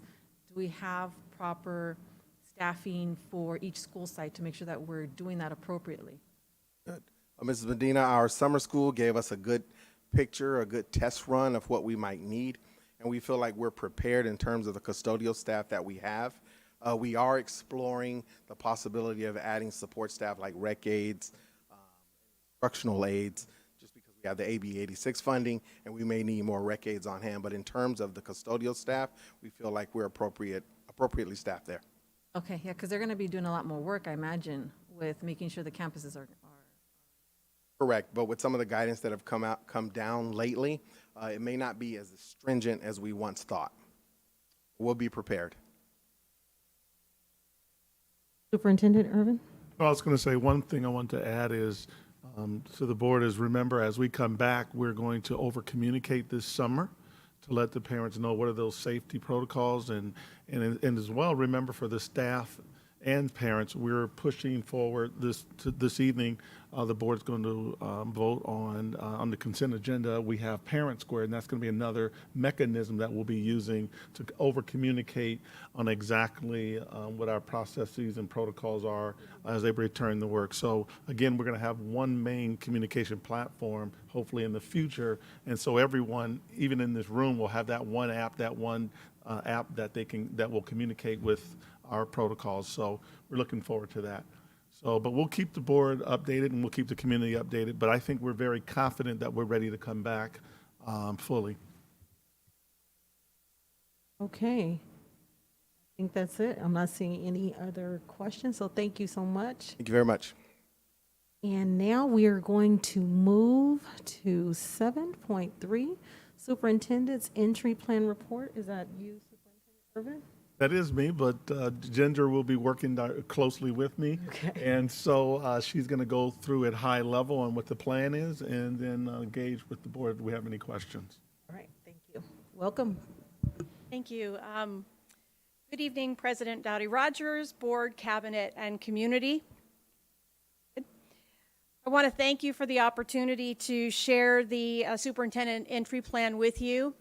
I know that since about the day after he was appointed, I've been working very closely with Mr. Irvin to make sure that he is able to gather input from our community. He's been immediately interested in learning about San Bernardino City Unified School District, in hearing the voices of the people that make up our family here at SBCUSD, and to use that input to help develop goals for our district long term. It's just my honor tonight to be able to share this plan with you. So next slide. The Superintendent Entry Plan really is a guide to help Mr. Irvin learn about our district and about the things that are important to our families and our community. There's 4 main goals in this plan. 2 of them are centered around developing positive working relationships both with you as a board and also with our staff and stakeholders in the community. Also conducting an organizational assessment to understand the strengths and weaknesses and opportunities that we have as a district. And then to evaluate our programs, the curricular, instructional, operational, social, emotional, and wellness programs in our district. Next slide. There are 3 main strategies that we're using to collect information from the community and help Mr. Irvin to learn about SBCUSD. First are in-depth interviews. I know that he's conducted some of those with you and with other members of our district. Then we have also our listening and learning forums, which are larger group meetings in order to get as much input as possible from as many stakeholders that are knowledgeable about our district as possible. We've already held a couple of those to engage our management and site leaders and to get their input early in this process. And then also meet and greets, which are less formal opportunities to meet with stakeholders in our community who may not have the depth of knowledge in our district, but still have opinions about what's important for our school district to provide to the community. Next slide. You can see that there are a variety of stakeholders that we will be engaging through this process. And I can tell you that Mr. Irvin has already, either formally or informally, met with hundreds of people in SBCUSD. This plan, however, will intentionally allow him to hear the voices of thousands of stakeholders, from our parents to our teachers and other non-management certificated staff, to our key community partners, to union leaders, elected officials, you name it. We're really trying to make sure that all of those voices and all of those opinions are weighing in on the things that are important to establish as goals for the direction of our school district going forward. But I want to also know that these aren't the only ways that Mr. Irvin is hearing input. He's also already reviewed input that we've gotten over the last several years in terms of, especially in this last year, in terms of LCAP meetings where we've gotten lots of parent and stakeholder input. Town halls, I know he's listened to those online to hear the voice of our parents in real time and the things that they've been caring about and are concerned about. And also surveys and other artifacts that have been established by our district to identify. And then in November, you can expect that we will be coming back to you so that Mr. Irvin can share what he has learned through this listening and learning tour, and present to you the findings and the voices that he's heard throughout this time. Following that, we'll be building a collaborative process for goal setting so that in about January or February, you as a board will be able to vote on the goals that will set the future direction of our district. And so this process really is designed to be a comprehensive look at what's important to SBCUSD and where our district should be going forward. Next slide. And with that, I want to thank you for really making listening to our community an important part of our district. And I can tell you that it's been an important part of what Mr. Irvin wants to do here in SBCUSD since well before he actually started working with us. So thank you very much. Thank you, and we have a question from Ms. Rosales Medina. Yes, thank you. Thank you for the presentation. Thank you for the work. I do have a question with regarding the surveys and comments and so forth. I know in previous times we would get, even it was really thick, but a booklet of all the public's comments or the parents' comments or concerns. And so not only were they able to draft, okay, these are the top key areas, numbered sometimes, but it's also where we were able to go through the back and actually read the comments ourselves. So I'm curious if that's something that we can also provide. So that way we could look at the numbers, but we can also directly see the comments of the parents, because sometimes even with the report, it doesn't really fully reflect exactly what they're speaking of. So the answer is yes. We're actually going to be using Thought Exchange for some of these listening and learning forums, which allow us to get to a very granular level about what individuals are saying and then what's resonating with among the other parents. So yes, that system will be in place and we will be using it with our parents as well as all of our internal stakeholders. Yeah, and I want to expand a little bit on that. So just keep in mind, as we go through this process, it is going to be a 5 or 6 month process. And also part of that process, keep in mind, I'm going to be in the classrooms as well. I'm going to be on the ground. Typically, I'm in the classrooms Tuesdays, Wednesdays, and Thursdays from 8 to 12. But aside from that, I'll be doing the meet and greets. I'll be doing the listening and learning forums. And again, by the time we get to the end of that, it'll be about 2,000 or 3,000. And the goal would be this. When we get to the end of that, the goal would be to identify what are those 4 to 5 goals as we think about the next 3 to 4 years. And when we look at those 3 to 4 goals or 5 goals, then we have to think about what are the priorities. And I know some of the board members here have talked about, we want to know what are those 5 to 7 goals or 3 to 5 goals, whatever the case may be, but what are the priorities? And then under those priorities, what are the strategies? What are those strategies that we're going to employ to ensure that we meet those goals? And then most importantly, what are those key metrics? What are those key performance indicators? And all of that, ladies and gentlemen, has to be aligned to the LCAP. It has to be aligned across the board. And so we're already getting that information as we're doing meet and greets. We're doing these listening and learning forums so far. We're gathering information and we're starting to build out things. But hopefully by November, the goal is to come to the board saying, here's the 4 to 5 goals that we've identified. Here's our thoughts on the priorities. We will go a little bit deep and go into the weeds with the board on the strategies, and as well as what are those key performance indicators or metrics, and then give the board time to think through those things. Then we come back in January. The board says, yes, we agree. Let's move forward. And then that gives us 5, 6 months to notify the entire community on what we're doing as of July 1st of the next year, because we want that 6 months to let people know what we're doing and why. So the goal is to be very clear. Here's the goals. But we want to make sure there's an alignment between the LCAP goals and the goals going forward and whatever the district goals are. And then as part of that, we have to look at what are the values, vision, and mission to either clarify what those are, but everyone in the organization needs to know what the values, vision, and mission are. And they could be the same. We don't know that, but there'll be the values, vision, and mission. We just want to redefine those or confirm or continue what we're having. Clearly what the goals are going forward for the next 3 to 5 years. And then obviously the board at some point, along with the district and the team, start looking at strategic planning. Again, the process that you've gone through before. So some of it may be the same, some of it may be adjusted, it may change, we don't know that.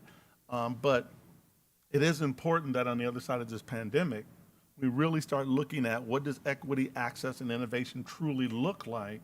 And I think that the district, I'll be honest, I've said this to each board member and community members, as the district is poised to take it to the next level. We can be very successful as a large urban district, but again, it's going to take some time. So I would implore you to be patient. That is not going to happen overnight.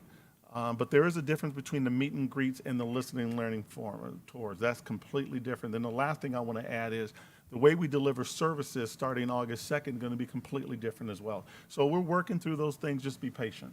All right, thank you so much. And then there's also with regards to in the future, looking at the future, if there's maybe a community meeting that you have, a superintendents, where you're continuously listening as well. So it's not just during the listening tour, but it's a continuous work to where you're listening to everyone's needs and then trying to incorporate that with Yeah, good point. Let's talk about that. That's a good point. So in the future. And this, I'm not talking about this right now, but as we move forward, so one of the things I will be doing is I'll have a superintendent parent advisory committee. So I'm glad you mentioned that. And that will be an advisory committee where there's 1 to 2 parents from every school site, 72 parents, and they represent that school site. And those individuals meet with the superintendent monthly. And there'll be those parents who are not typically involved in any committee, but they represent that school community. And they will meet with the superintendent regularly. So I'll always be having ongoing conversations with them about, what hearing their voice and hearing what those issues and concerns are out there. But also remember, we have DLAC, we have DAC. The other piece of this, don't forget, is we're going to have teacher advisory committees. And I've already been working with Dr. Applegate. And so we'll teacher have advisory? Teacher advisory, you said? Yeah, we'll have teacher Okay. advisory committees in literacy. There'll be one in math. There'll be one in science, STEAM, technology. And that, again, is 1 rep per every site. And again, we'll be trying to get all those voices on a regular basis, because if we're going to change the landscape in literacy, we need to hear the teacher voice. If we're going to change the landscape in math, we need to hear the voice. So there'll be multiple opportunities. And then the last thing I'll say is community. We're definitely going to have a community forum, whether it's an equity coalition, whether it's the superintendent community forum, whatever the case may be.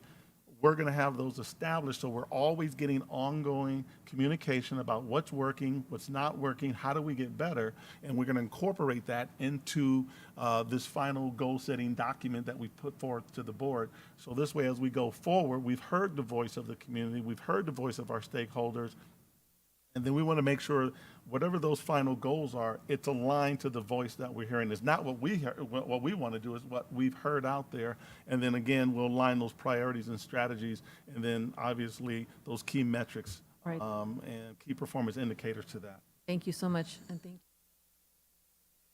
I'm sorry, my mic was off. Dr. Flores?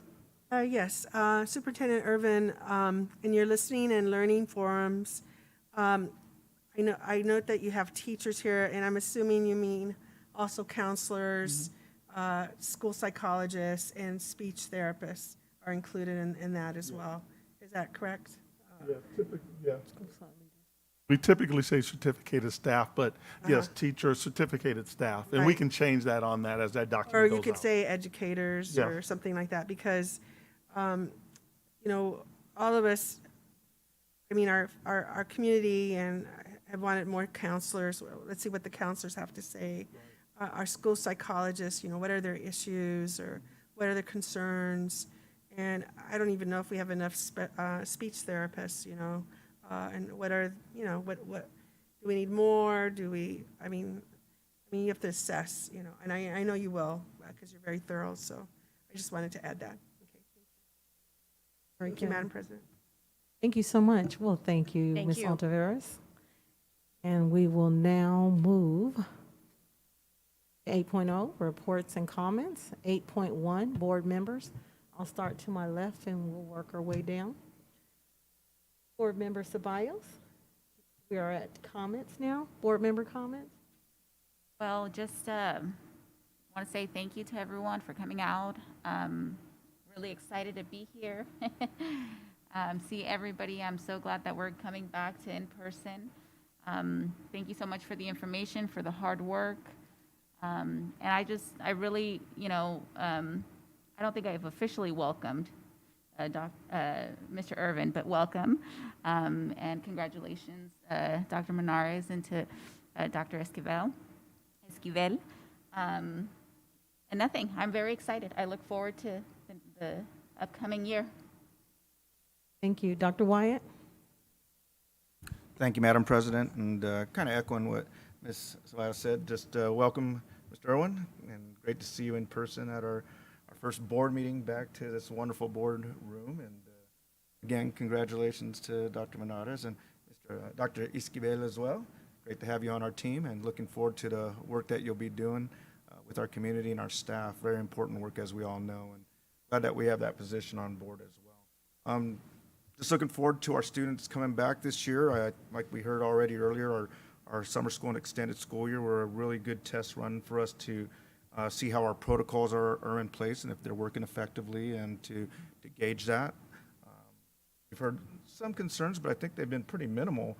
I haven't really heard anything too much out there, and hopefully that's a good sign for us coming back. I know there are some concerns on the social distancing at the beginning of the year when we talk about loading of the classrooms. So, I know I brought that question up, and just how is that going to be possible with social distancing, especially at the 3-foot range. And, I know normally we have a lot of kids in class. So I think that's a big concern to our staff as well, and probably some of our families out there. But really looking forward to getting back into person in every way possible. And I think this is a big first step for us as a board.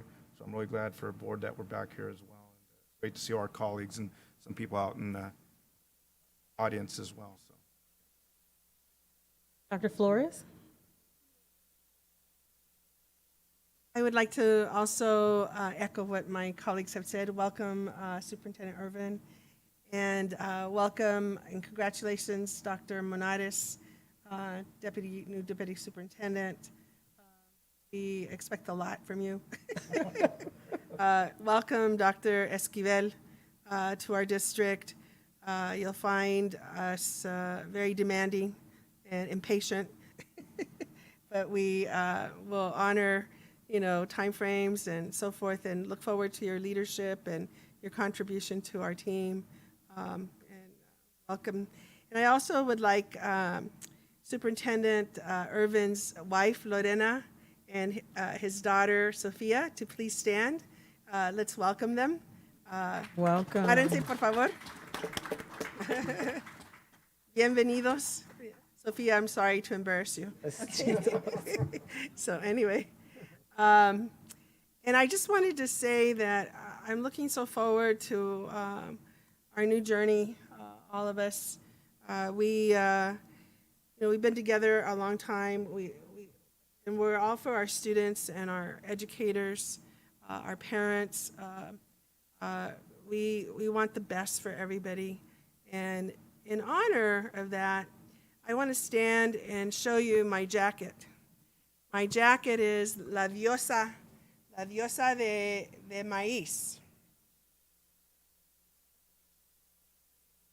Is the Mayan mother.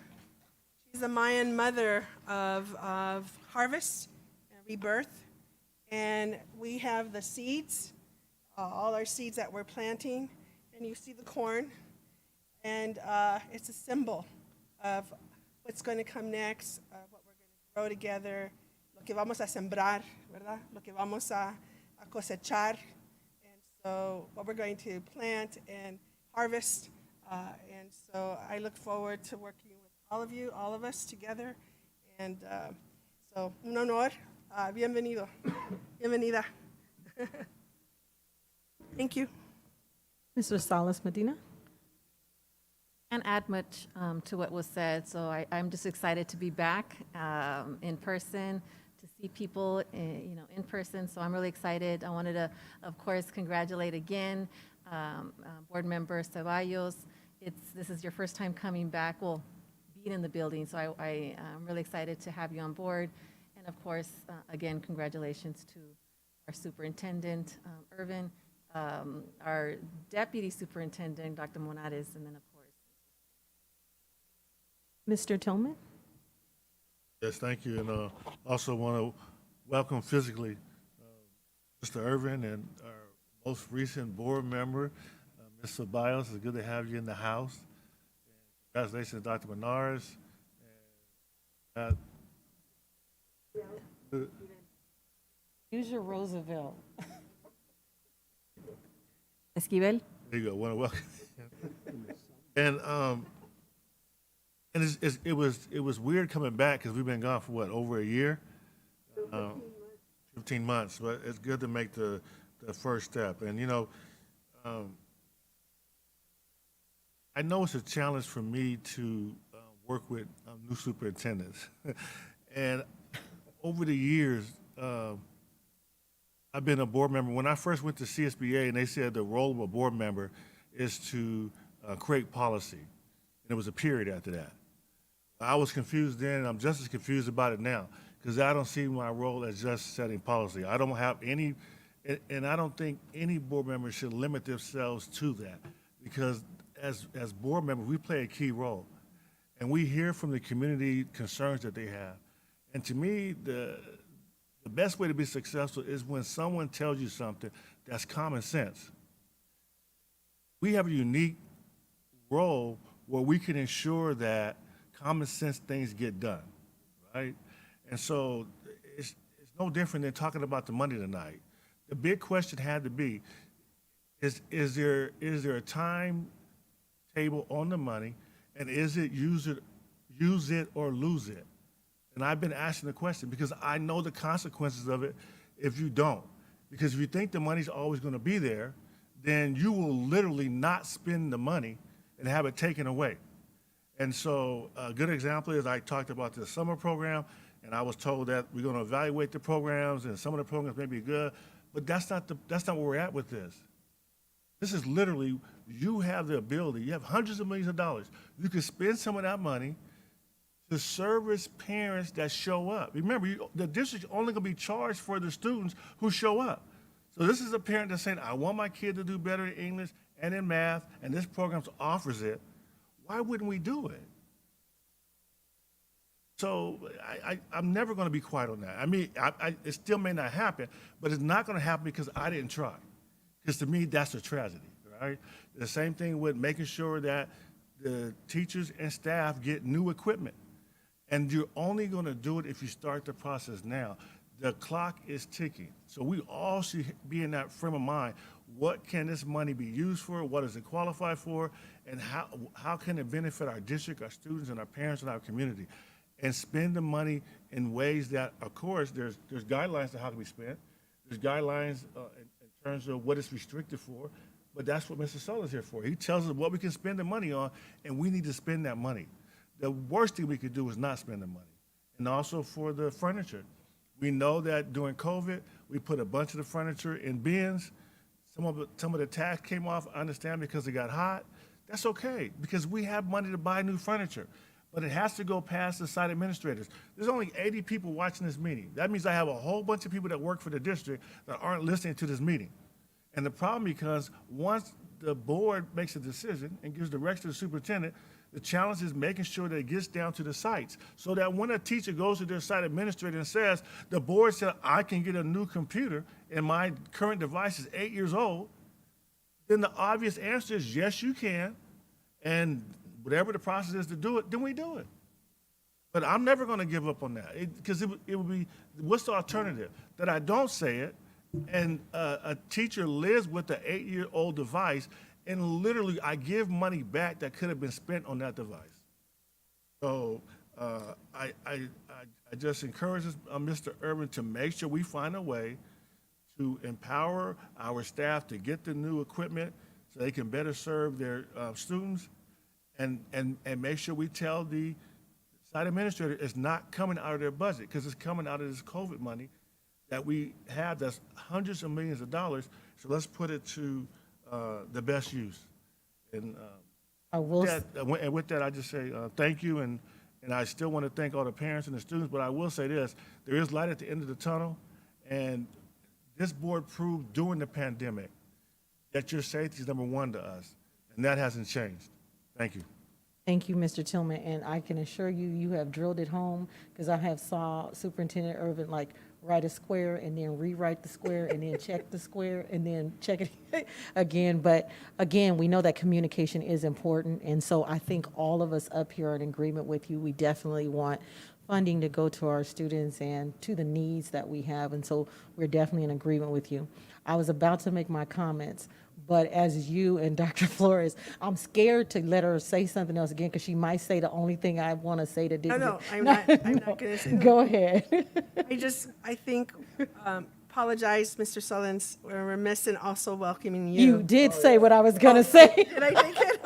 Well, I was thinking, and I kept looking over there, and I go, oh my goodness, we forgot to welcome Mr. Sullins. No, I got you. It's I because got we've you. already adopted you. as We part of do the work family. together as a board, and it's just different. It's been 15 months. We're cleaning it up, but I knew it. I knew. See, but that's how much we work together as a board. We think alike. We catch things. But I do want to formally say, Mr.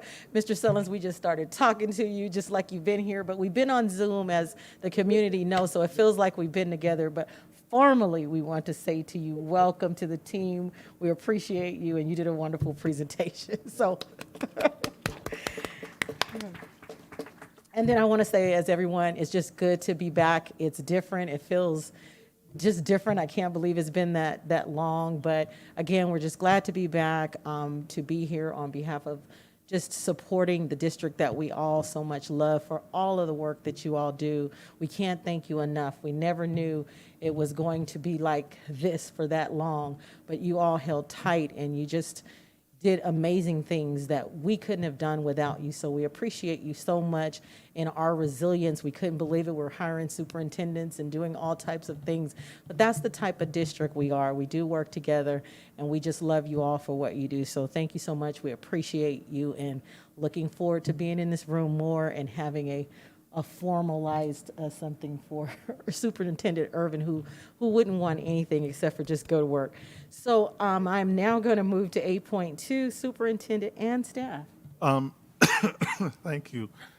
Just a couple of quick things. One, congratulations again to Dr. Benares and Dr. Esquivel. I'm looking forward to working with both of them on our team. Welcome, Mr. Sullins, for your service so far, and I know that you and I have only been here, a little less than a month, but a little over a month, but we're going to make it work.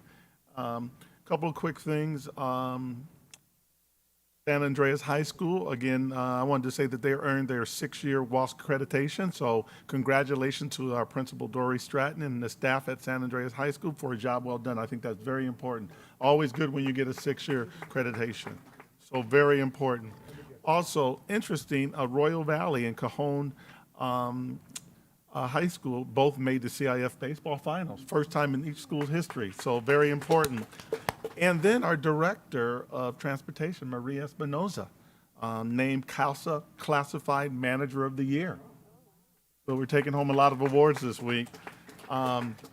And then, this is something that we talked about today, but I want to thank Assemblymember James Ramos for securing a $335,000 grant to help our student wellness and support services departments enhance mental health programs as we come out of this pandemic. And I'll be participating in the check presentation sometime this month, and we'll keep the board updated on that. And I will add by saying, I hear Mr. Tillman, he's right, that we definitely need to make sure that we use those dollars to provide support to our students on the other side of this pandemic. And then the main thing for us is, because myself, we're still about a month in. I know Mr. Sullins is a few days in. Actually, he hasn't even started yet. But we do definitely need to make sure that we have a plan, and we have to ask the board and the community to be patient as we think through this, but we definitely need to have a plan. So when we do move forward with providing services, we want to make sure we have a plan, so we want to be successful with that. And obviously the goal is to make sure that we provide all the support for students. And again, I agree, we don't want to leave any money on the table, and it is use it or lose it, but we have been talking for the last 2 to 3 weeks about how do we utilize those dollars. But again, we've also had several retreats, including the Saturday. But one thing I will say that I always plan. We have to plan. We have to plan well for effective implementation. And most importantly, if there are students and staff and families out there that need support that they're not getting, they just need to reach out. And they need to call directly to the superintendent's office if they're not getting the support they need. I'll be very clear. Everyone has my cell phone. Just pick up the phone and call me. And we'll make it work. And then the other issue is in terms of the staff needing technology.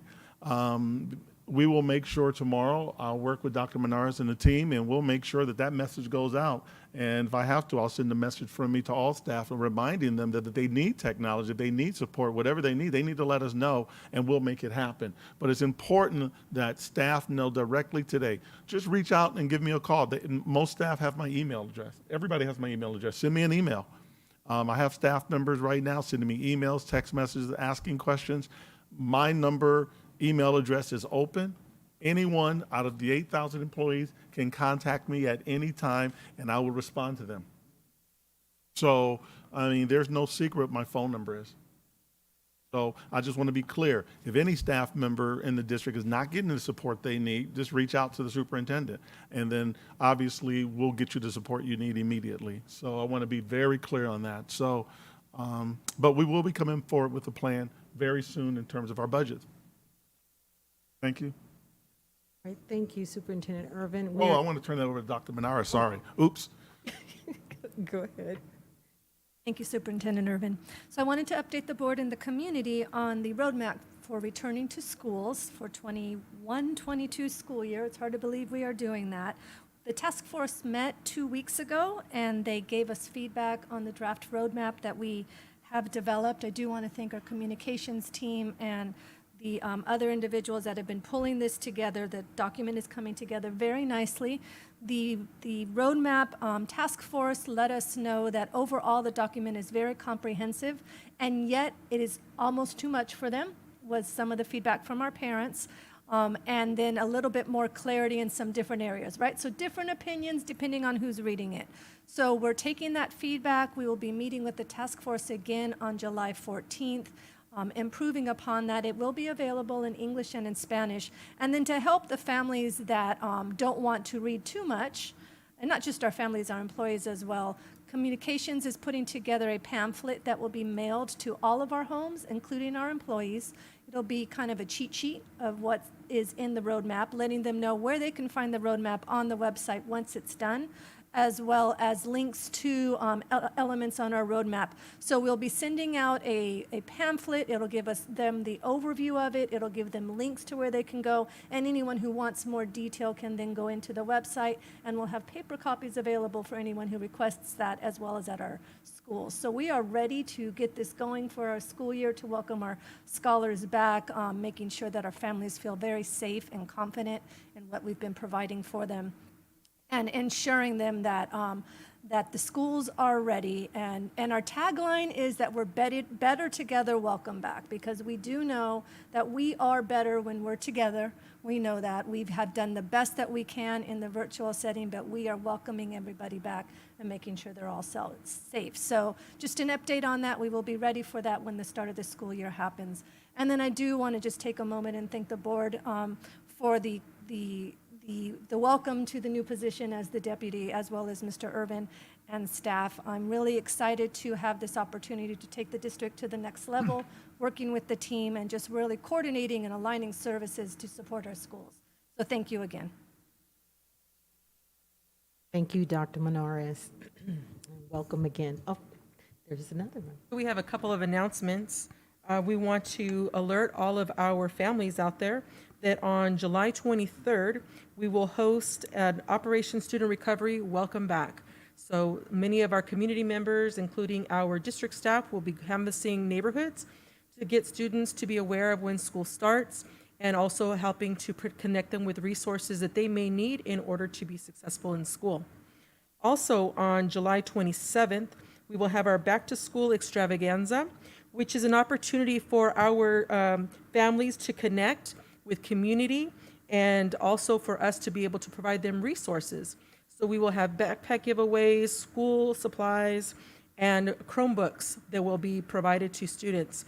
So we're really excited about those opportunities, and we're just elated that we're going to be able to welcome students back to school in August. Thank What you. date is that, Dr. Rodriguez? The back-to-school extravaganza is July 27th. 27th. And where at? It is going to be at the 66ers Stadium. Oh, wow, okay. What time? It will be, asking too many details this afternoon. It'll be an all-day event. It's starting at, I believe it's starting at 11 o'clock. You're going to do you have a flyer? We'll provide that information in the Friday Okay. report. because people are watching, I just wanted to know, the 27th at the At the 66ers and, And the information's also on social media. okay, great, thank you. Thank you. We're good. Okay. All right, thank you. Just turn my mic off. 9.0 action items. 9.1 approval of the personnel report number 22 dated July 6, 2021, which contains actions such as hiring, retirements, resignations, promotions, and terminations. So moved. As presented. So moved. Second. All right, let's prepare to vote.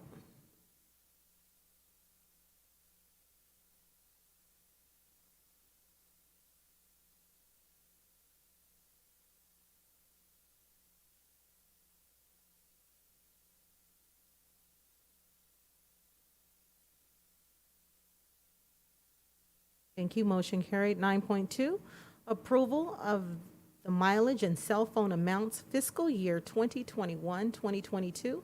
So moved. Second. It has been moved in second. Let's prepare to vote. Can we just clarify, just so that they can clarify, so this was at the last board meeting, and luckily, I spoke with Mr. Fuentes and mentioned that it was at the total amongst all the staff within the department, so just for those that, Correct, those are district-wide totals. yes, thank you.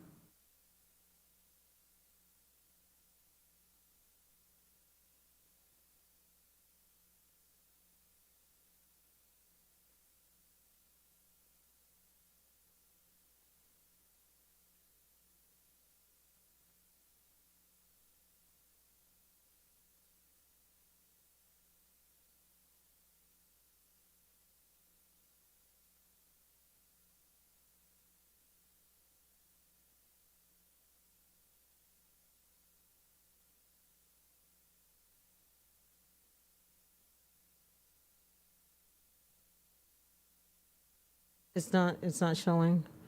All right, so I'll go ahead and do a verbal vote. Ms. Ceballos? Aye. Dr. Wyatt? Aye. Dr. Dowdy Rogers, aye. Dr. Flores? Aye. Aye. Aye. And Mr. Tillman, all right, it's unanimous. We're now going to 9.3, approval of the 2021-2022 Consolidated Application and Reporting System, CARS, spring submission. So moved. Been moved in second. Do I need to do a verbal? Okay.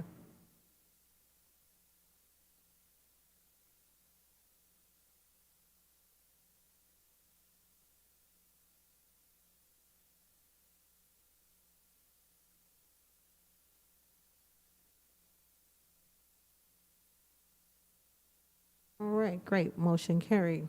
We are now at 10.0 consent items. So moved. Second. Okay. Been moved in second. Are there any items to pull? Yes, I have 10.5. Are there any others? All right. Go ahead and vote on the remainder. Did you capture that, Ms. Cunningham?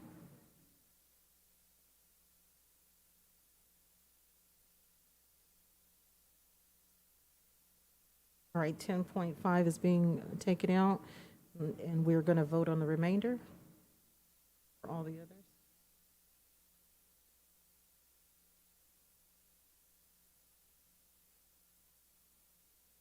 Oh.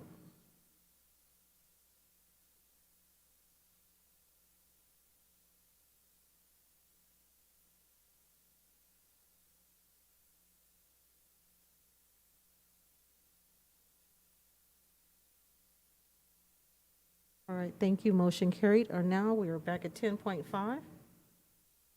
Yes, and I just wanted to say, first of all, thank you so much for adding the contract as well, the budget area. I mean, that gives me insight on it. I really don't have much questions other than the question I do have is, so I'm trying to clarify. I see, I get confused with the ESSER and then ESSER, and this one's ESSER 2. So then with this account and this funding, is this something that we receive from the state to deal with COVID,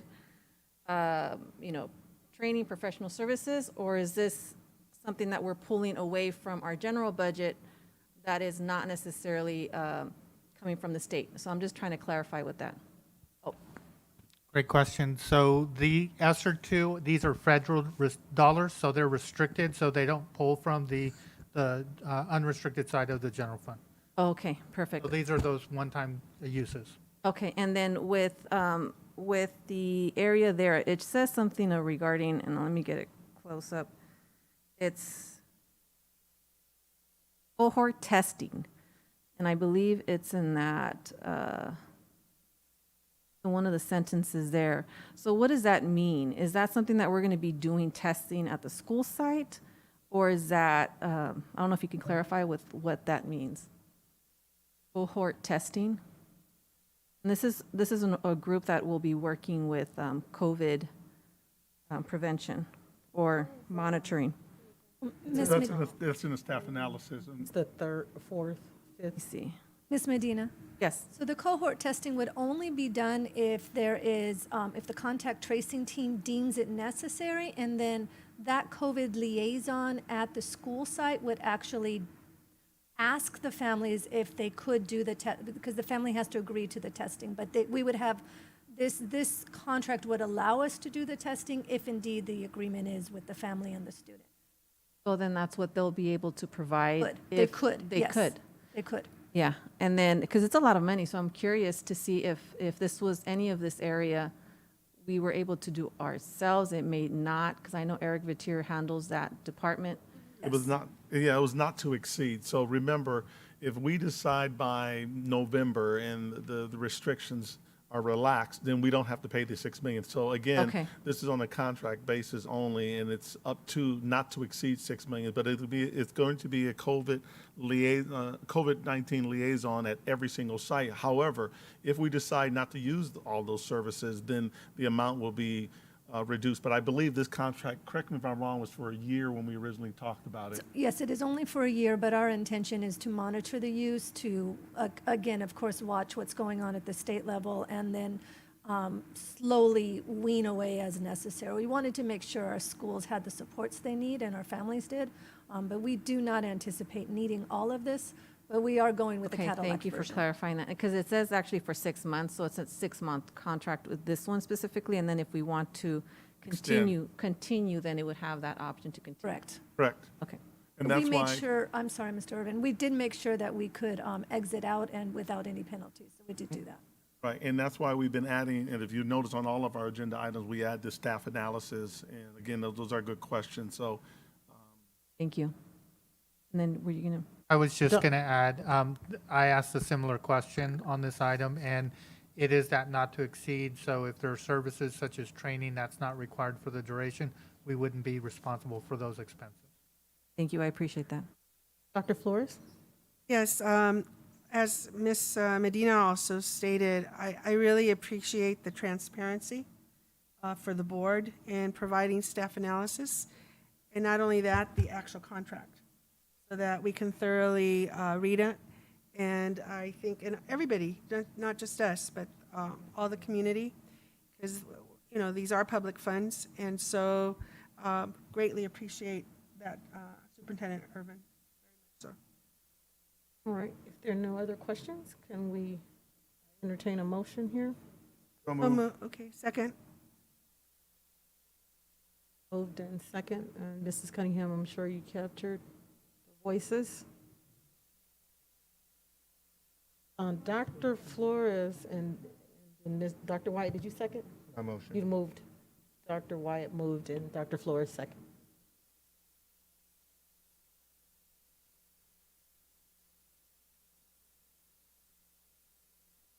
All right, let's vote.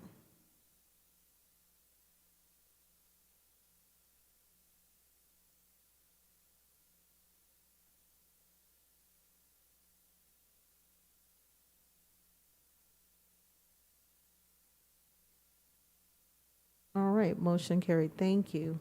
We're at 11.0, summary of board members' requests. Is that you, Ms. Ontiveros? Yes, it is. Thank you. Okay. I actually captured three that we need to follow up on from this evening. First was from Mr. Danny Tillman, who requested an expedited process for filling teacher requests for new devices. I know that Ms. Applegate noted that they should contact our Education Technology Department, but Mr. Irvin pledged to send out communication tomorrow, so I'm sure we'll be following up on that as well. Mr. Tillman asked which sites were offering vaccinations, and Dr. Funchess noted that we would be including that information and an update on it in our July 20th meeting to the board, or presentation to the board. And then Dr. Flores asked for details about the back-to-school extravaganza on July 27th. And that Dr. Rodriguez provided most of that information, but we'll definitely make sure the rest of it is included in the Friday update to the board. And just to add, it's 9 to 4 at the 66er Stadium on July 27th. All right, parents, you got And that? also, you added that parents have to RSVP. RSVP. Who do they, who do They they? will call Family Engagement Office. Okay, they have to call. They can call or email. Or Information email. is on our website. Is it going to be on our parent square? Yeah. Oh, it will be also. Okay. Okay, thank you. Thank you. All right, awesome. Okay, 12.0. Move to adjourn. Second. All right, meeting adjourned. Thank you so much, and let me Oh, get I it. can't believe it. Let me get it right. Better together. Welcome back. Thank you so much for all of you attending tonight and watching us. We appreciate you, and we will see you next time, and God bless.